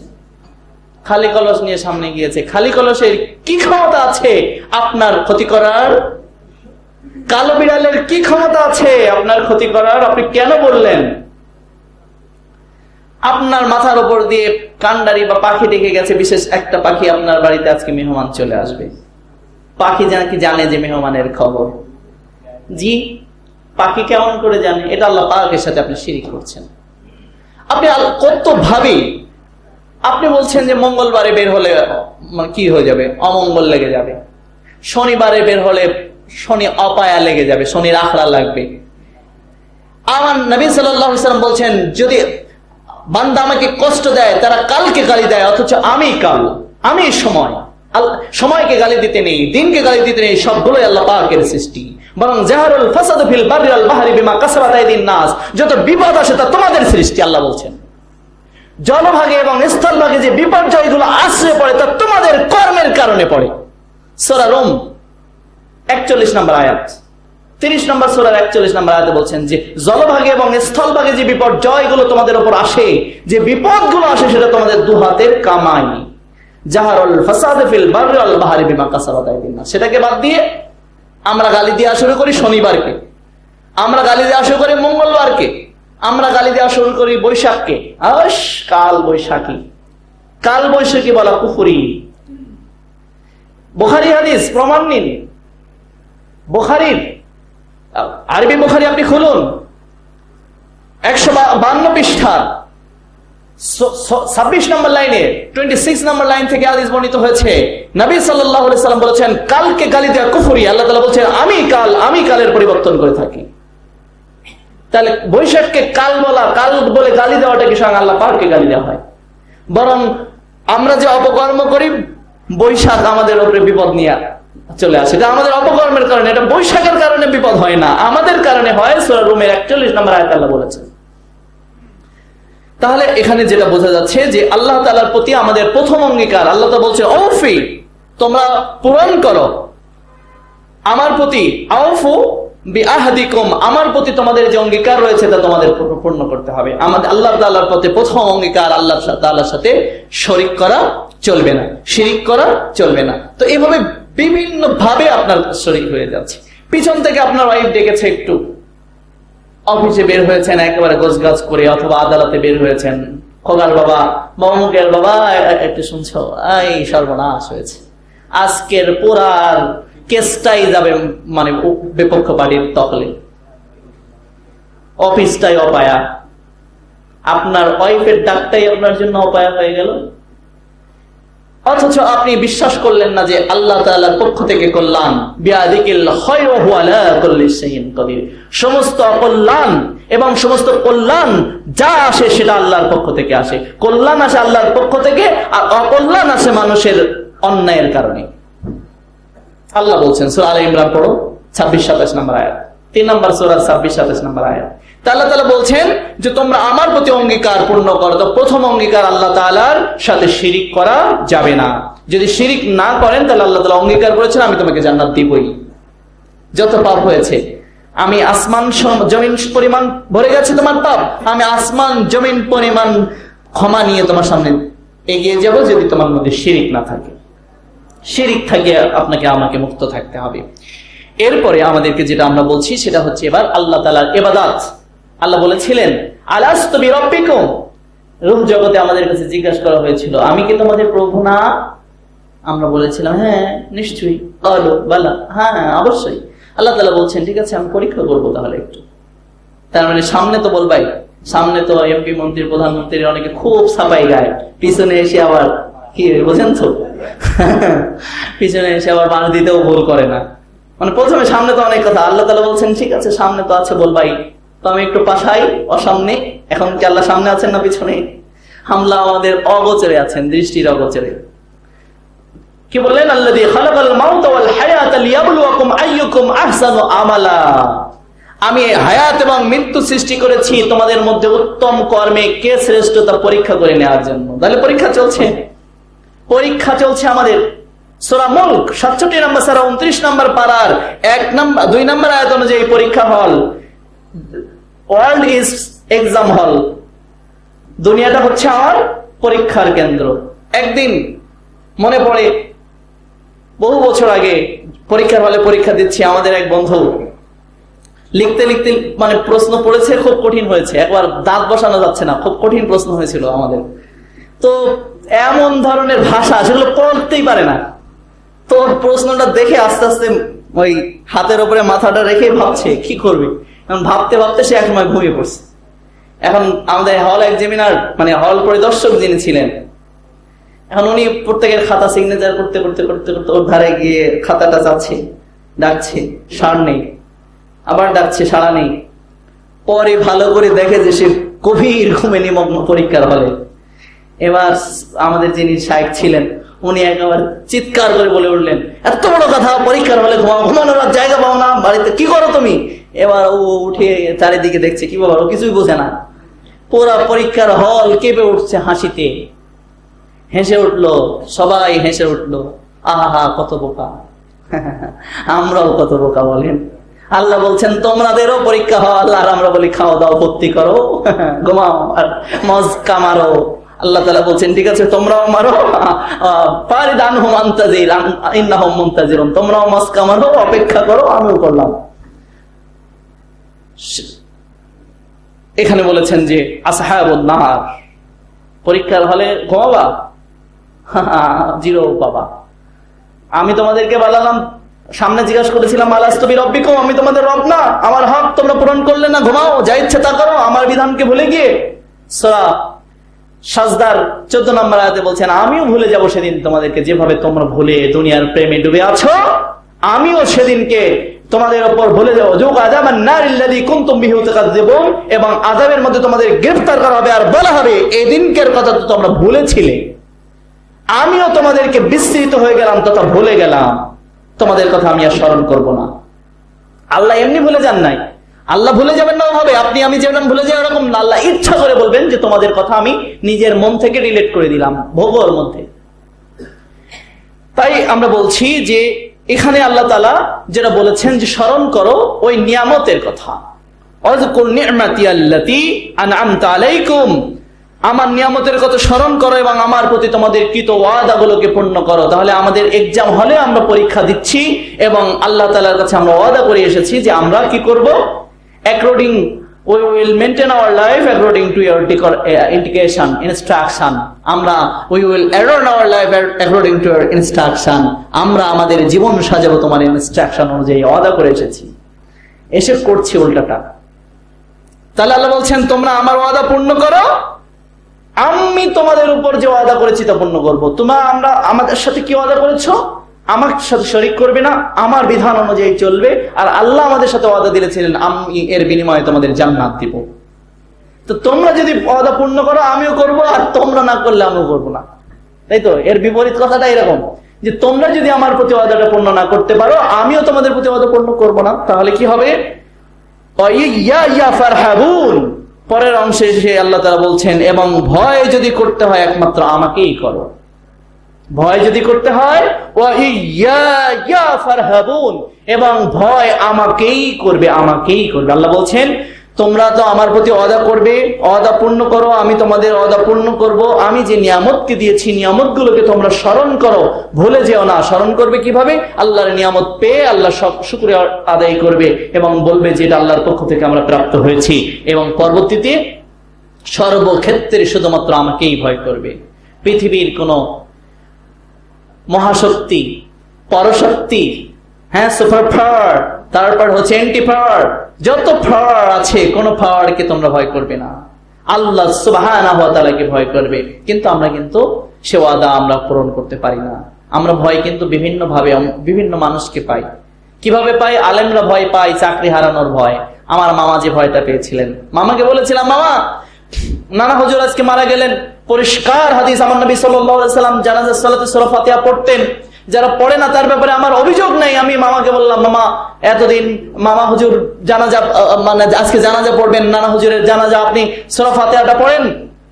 এরপরে উনি মোনাজাত ধরবে, মামা গুরুত্বপূর্ণ ইয়েটা করে আসলাম, দোয়া করে আসলাম, আবার নতুন করে দোয়া শুরু করলেন কেন?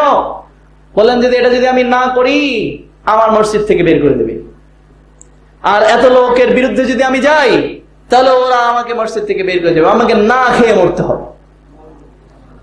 ওনার রিজিকের ফয়সালাকারী, ওনার রিজিক দাতা হিসেবে মানিয়ে নিয়েছেন মসজিদ কমিটিকে। মসজিদ কমিটিকে সে ভয় করে কথা বলে। এই জন্য আমরা ভয় করব কাকে? আল্লাহকে। হক কথা বলবো, ভয় করব কাকে? আল্লাহকে। এরপরে মনে করুন আপনি ভয় করছেন, আপনি সালাত আদায় করবেন, আপনার অফিসের বস আপনাকে নিষেধ করেছে যে না সালাত, আপনি যদি সালাত আদায় করতে যান আপনার তার অফিসের অনেক ক্ষতি হয়ে যাবে। আপনি কি করবেন? আপনি সালাতই পড়বেন, কারণ সৃষ্টির অবাধ্য হয়ে, স্রষ্টার অবাধ্য হয়ে সৃষ্টির আনুগত্য চলবে না। আপনি সালাত আদায় করবেন, আল্লাহর ভয় করবেন। কিন্তু আপনি যখন তার ভয়ে সালাতটাকে বাদ দিলেন তখন আল্লাহ তাআলার সাথে কুফরি হয়ে গেল। আপনি যখন সর্বক্ষেত্রে বিধান অনুসরণ করে চলবেন আল্লাহ পাকের, আপনি যখন আপনার ঊর্ধ্বতন কর্মকর্তাকে ভয় করে আপনি আল্লাহর বিষয়কে গোপন করবেন তখন এটা আল্লাহ তাআলার সাথে আপনার কুফরি হয়ে গেল। আপনি যখন আপনার প্রতি ওয়াদা দেওয়া হয়েছে যে আপনি কি করবেন? আল্লাহ তাআলার ইবাদত করবেন আল্লাহর বিধান অনুযায়ী, যখন আপনি আল্লাহর বিধানকে বাদ দিয়ে মানুষ রচিত পথ অনুযায়ী চলছেন, এবং কখনো কখনো অনেকেই বলেন, অনেক আলেম আমার সাথে কথা হয়েছে, তারা বলেন যে দেখেন আপনি যেটা বলেন, যেভাবে বলেন এটা যে ঠিক 100% ঠিক সেটা আমরা কিন্তু বুঝি, কিন্তু সমস্যা কি জানেন? সমস্যা হচ্ছে এত মানুষের বিপরীতে টেকা আসলে মুশকিল। মানে এত মানুষের বিপরীতে টেকা মুশকিল হয়ে যাবে, বিশ্বাস করুন, এভাবেই বলে এত মানুষের বিপরীতে টেকা মুশকিল হয়ে যাবে। আমরা মনে করি না যে এটা, আর ওই নবী রাসূলরা যদি আর আসে আর ওই সময় যদি হয় তো হবে, আর সম্ভব না। এই জাতির এই পুরা বিপরীত দাঁড়িয়ে আপনি মার খেয়ে মরবেন, অত এর ভেজালের দরকার নেই, যে আছে চলতে থাক। কাকে ভয় করলেন? মানুষকে ভয় করলেন। কিন্তু আমার আল্লাহ তাআলা সূরা বাকারার 40 আয়াতে কারিমার মধ্যে বলছেন ওয়া মারাত্মক একটা সিয়া। এখানে আল্লাহ তাআলা বলছেন তোমরা আমাকেই ভয় করবে, খালি তোমাদের অন্তরে খালি আমার ভীতি ছাড়া আর কারো ভয় থাকবে না। আল্লাহর নবীকে আপনি দেখুন, বদরের ময়দানে সুসজ্জিত বাহিনীর সামনে খেজুরের ডাল দিয়ে সাহাবাজ মাইনকে ধরিয়ে দিচ্ছি, আবার বলছে যে ঠিক আছে এটাই চলবে। সাহাবাজ মাইন অস্ত্র চাইতে গেছে, আল্লাহর নবী বদরের যুদ্ধে তো যাচ্ছি, অস্ত্র দেন। তো খেজুরের ডাল দিয়ে, শুকনো খেজুরের ডাল হাতে ধরে দিচ্ছে, আবার বলছে যে আমাদের বিজয় হবে ইনশাআল্লাহ। ভীতি ছিল ঠিক আল্লাহ সুবহানাহু ওয়া তাআলা, যে 1000 কেন, ওই দিন যদি 1,00,000 মানুষ আসতো মুহাম্মদ সাল্লাল্লাহু আলাইহি ওয়াসাল্লামকে এতটুকু টলানো যেত না বদরের যুদ্ধে। ভয় তো আমরা ওই 1000 মানুষকে করছি, মুহাম্মদ সাল্লাল্লাহু আলাইহি ওয়াসাল্লাম করেছিলেন 1000 মানুষকে। হাজার হাজার অশ্বারোহী বাহিনী সেদিন এসেছিল, 1000 অশ্বারোহী বাহিনীকে তারা সাথে নিয়ে হস্তি, অশ্ব, বর্ষা, তীর, যা যা প্রয়োজন সুসজ্জিত হয়ে এসেছিল। বিজয় কার হয়েছিল? কারণ ওই সাহাবা আজমাইন ওভাবেই ভয় করতে পেরেছিল আল্লাহকে। ওই সংখ্যাগরিষ্ঠ মানুষকে ভয় করে নাই, হাজার হাজার মানুষকে ভয় করে নিয়ে ভয় করেছিল আল্লাহকে। বিজয়ও হয়েছে। যুগে যুগে এটাই হয়েছে যে আল্লাহর ভয়, আল্লাহর ভালোবাসা যখন হৃদয়ে স্থান পেয়েছে, পৃথিবীর সমস্ত ভীতিকে আল্লাহ দূর করে দিয়েছেন মুসলিমদের জন্য। আজও হবে ইনশাআল্লাহ। শুধুমাত্র সেই ভয়টুকু, সেই ভরসাটুকু আমাদের নাই, আমাদের থেকে পালিয়েছে, তাই আমরা আজ বিপদে আছি। বন্ধুগণ, তাই বলবো যে আল্লাহ তাআলা বলেছেন আমাকেই ভয় করো। তাহলে কিভাবে ভয় করো, এটা যে কি করে বোঝাবো, আমার ভাষা জানা নেই যে আল্লাহ ভীতি কি সেটা। আল্লাহ ভীতি কেমন হতে পারে? আল্লাহর প্রতি ভরসা, ভরসা থেকেই ভীতি অর্জন হয়, ভালোবাসা থেকে ভীতি অর্জন হয়। ইব্রাহিম আলাইহিস সালাতু ওয়াস সালাম ভালোবেসেছিলেন, ভয় করেছিলেন।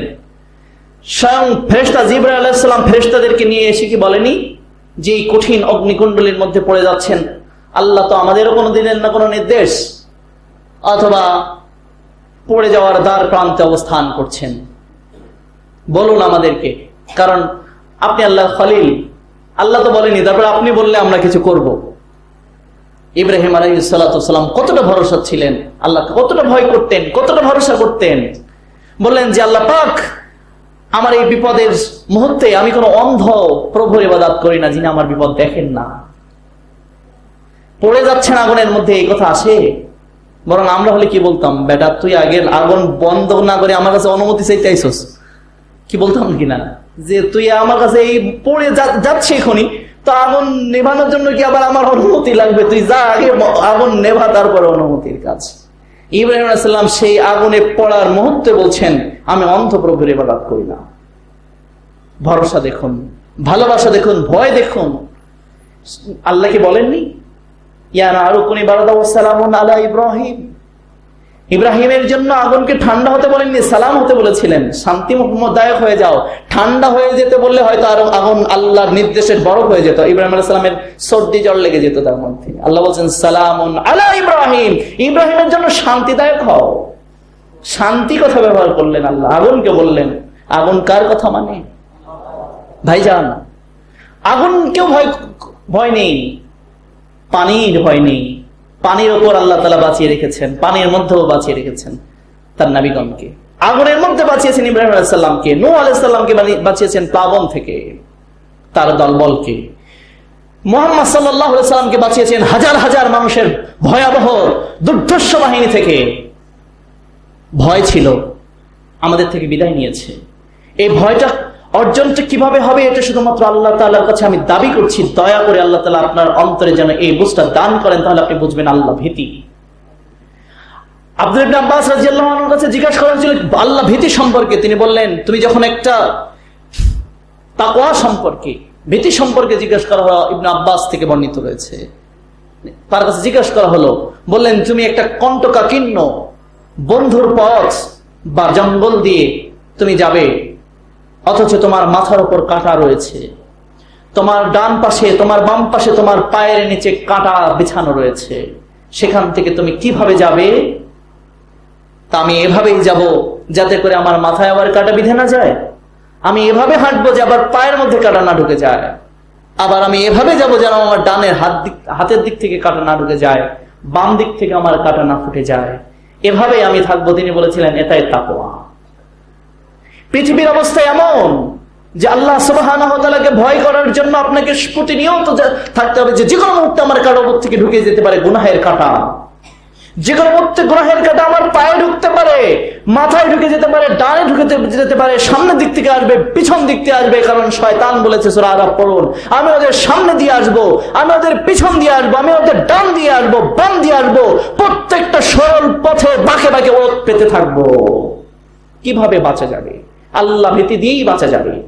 যেভাবে প্রথম বলেছিলাম যে ওই জেনা করতে গিয়ে বেঁচেছিল কিভাবে আল্লাহ ভীতি দিয়ে বিশ্ব জয় করা যায়। বন্ধুগণ, সব জয় করা যায় আল্লাহ ভীতি যদি আমাদের থাকে। তাই আজকে বলছি, আল্লাহ বলেছেন তোমরা আল্লাহকেই ভয় করবে, সর্বক্ষেত্রে আপনি আল্লাহকে ভয় করুন। অভাবকে ভয় করবেন না, অনাটনকে ভয় করবেন না, সংখ্যাগরিষ্ঠ মানুষকে ভয় করবেন না, পরাশক্তি অনেক বড় শক্তিশালীকে ভয় করবেন না। আল্লাহর ভয়ে যদি আপনি ভীত হন, তাহলে আল্লাহ সুবহানাহু ওয়া তাআলার শক্তি আপনার সাথে থাকবে। আল্লাহ বলছেন আমি তোমাদের সাথেই থাকবো। তাহলে আল্লাহ যদি কারোর সাথে থাকে তার কিসের ভয় আছে? আর মুমিনের সাথে স্বয়ং আল্লাহ পাক রয়েছেন, আল্লাহ ওয়াদা করেছেন আমি তোমাদের সাথে রয়েছি। এজন্য ভাইরা আমার, আজকে তাকওয়া এবং আল্লাহ ভীতির ব্যাপারে আমরা, নেক আমলের ব্যাপারে আমরা একে অপরের প্রতিযোগিতা করি। আল্লাহ তাআলা নির্দেশ দিয়েছেন সূরা মাইদা 3 নম্বর আয়াতে, তোমরা নেক আমলে একে অপরের প্রতিযোগিতা করো। আল্লাহ ভীতির ব্যাপারে চলুন আমরা প্রতিযোগিতায় লিপ্ত হই, নেক আমলের ব্যাপারে চলুন আমরা প্রতিযোগিতায় লিপ্ত হই। জেনে রাখুন ভাই, আমি যতই সম্মুখ পানে এগোচ্ছি না কেন, আমার তৈরিটা কিন্তু আলটিমেটলি সেই আখিরাতের পানে এগিয়ে যাচ্ছে, যদিও আমি পিছন পানে তাকিয়ে থাকি না কেন। আমি হয়তো বাসে উঠেছি, 7 নম্বর বাসে উঠেছি, সদরঘাটের দিকে যাব, কিন্তু তাকিয়ে আছি গাবতলীর দিকে। ভাই, যতই তাকিয়ে থাকি না কেন, বাসটা কিন্তু আলটিমেটলি সদরঘাটের দিকেই চলে যাচ্ছে। আমি যতই দুনিয়ার দিকে তাকিয়ে থাকি না কেন ভাইজান, আমার তরি, আমার বাস, আমার জীবন নামক গাড়িটা কিন্তু আলটিমেটলি আস্তে আস্তে মৃত্যুর কিনারায় আমাকে নিয়ে যাচ্ছে। বন্ধুগণ, দুনিয়ার প্রেম, দুনিয়ার প্রীতি এত বেশি মানুষকে শেষ জামানায় ঢুকিয়ে দেওয়া হবে। আমার নবী সাল্লাল্লাহু আলাইহি সাল্লামকে আল্লাহ তাআলা বলেছেন যে শেষ জামানায় মানুষের মধ্যে দুনিয়ার প্রেম ঢুকিয়ে দেওয়া হবে এবং মৃত্যুর প্রতি অবহেলা, মৃত্যুকে ঘৃণা করা, মৃত্যুকে অপছন্দ করা তাদের মধ্যে ছেকে দেওয়া হবে। তাই হয়েছে আজ আমরা মৃত্যুকে অপছন্দ করছি, অথচ আল্লাহ তাআলা মৃত্যুর মাধ্যমে আল্লাহ তাআলা তার বান্দার সাথে সাক্ষাৎ করতে চান। এই জন্য মুমিনের মৃত্যুটা পরাজয় নয়, মুমিনের মৃত্যু তার মহান স্রষ্টার সাথে সাক্ষাৎ। এই জন্য বন্ধুগণ, মৃত্যুকে স্মরণ করে এবং দুনিয়া প্রীতি থেকে আমাদেরকে দূরে থাকতে হবে। আল্লাহ বলছেন, এভাবে আমাকে ভয় করে যদি দুনিয়া চলতে পারো, ফালা খাউফুন আলাইহিম ওয়ালা হুম ইয়াহজানুন, তাদের দুনিয়াতেও কোনো চিন্তা নেই, আখিরাতেও চিন্তা নেই। ইন্নাল্লাযীনা আমানু ওয়া আমিলুস সালিহাতি কানাত লাহুম জান্নাতুল ফিরদাউসিন নুজুলা, আমি তোমাদের জান্নাতুল ফিরদাউস দিয়ে আপ্যায়ন করব, খালিদিনা ফিহা লা ইয়াবগুনা আনহা হিওয়ালা, সেখান থেকে তোমাদের আর কখনো প্রত্যাবর্তন করতে হবে না। যারা আল্লাহকে ভয় করে ভালোবেসে যারা জীবন পরিচালনা করবে, আল্লাহ তাআলা তাদের ব্যাপারে বলেছেন তাদের কোনো ভয় করতে হবে না, চিন্তাও করতে হবে না। আল্লাহ তাআলা তাদের ভালোবাসবেন, আল্লাহ তাআলা তাদেরকে ক্ষমা করবেন, আল্লাহ তাআলা তাদেরকে জান্নাত দান করে ধন্য করবেন। আল্লাহ তাআলা আমাদেরকে তৌফিক দান করুন, আল্লাহুম্মা আমিন। আজকে আমরা তাফসীর পর্যন্তই রাখছি। আর একটি বিশেষ ঘোষণা হলো যে আমাদের ভাই, তা শুরুতেই আমরা তার জন্য দোয়া করেছি। আমরা কালকে গিয়েছিলাম, তারপরে আপনারা জানেন যে আমি নিজের পক্ষ থেকে বলছি, একটা মিনিট কথা বন্ধ করুন একটু। আমি নিজের পক্ষ থেকে বলছি, তার পক্ষ থেকেও বলা হয়নি, আমাকে বলেনি যে এটা বলতে। আমি নিজের পক্ষ থেকে বলছি, আমি দেখলাম এবং আমাদের প্রত্যেক সপ্তাহে আমি যাকে দেখি এই তাফসীরের বিভিন্ন কাজকামও করে এখানে, তারপরে হচ্ছে আমরা যখন ত্রাণ বিতরণ করতে গিয়েছিলাম দেখেছিলাম সামনের থেকেই সে কাজ করছে, আল্লাহর জন্য সে কাজ করত। আমাদের তরিকুল রেজা, তো সে কিন্তু আজকে হসপিটালের শয্যায় রয়েছে। আমাদের মুমিন ভাই হিসাবে আমাদের উচিত হচ্ছে তার জন্য কিছু হাদিয়া পাঠানো। যদি কিছু অর্থ বা টাকা পয়সা যদি কেউ পারেন, আমার মনে হয় তার পরিবার থেকেও বলা হয়নি বা তার পক্ষ থেকে আমাকে বলেনি, কিন্তু আমি আমার নিজের পক্ষ থেকে বলছি, আমি যদি পারি এবং যতদূর এবং আপনারা যতদূর পারেন, আমি আপনাদের বলবো আমাদের দিনী ভাই, খুব কাছের মানুষ, তাদের জন্য প্রাণ ভরে দোয়া করুন এবং আল্লাহ যেন তারা কোনো বড় বিপদ দান না করেন, আল্লাহ যেন তাকে সুস্থ করে দেন। আল্লাহুম্মা আমিন। আবার দোয়া করছি এবং আপনারা যা যা পারেন, কারণ যেহেতু সে একটা চাকরি করে, ছোটখাটো একটা চাকরি করে, সেখান থেকে কোন রকম জীবিকা নির্বাহ করা সম্ভব। আসলে এই ধরনের বড় কোনো সার্জারি বা অপারেশনটা নিজের পক্ষ থেকে পারাটা খুব ডিফিকাল্ট।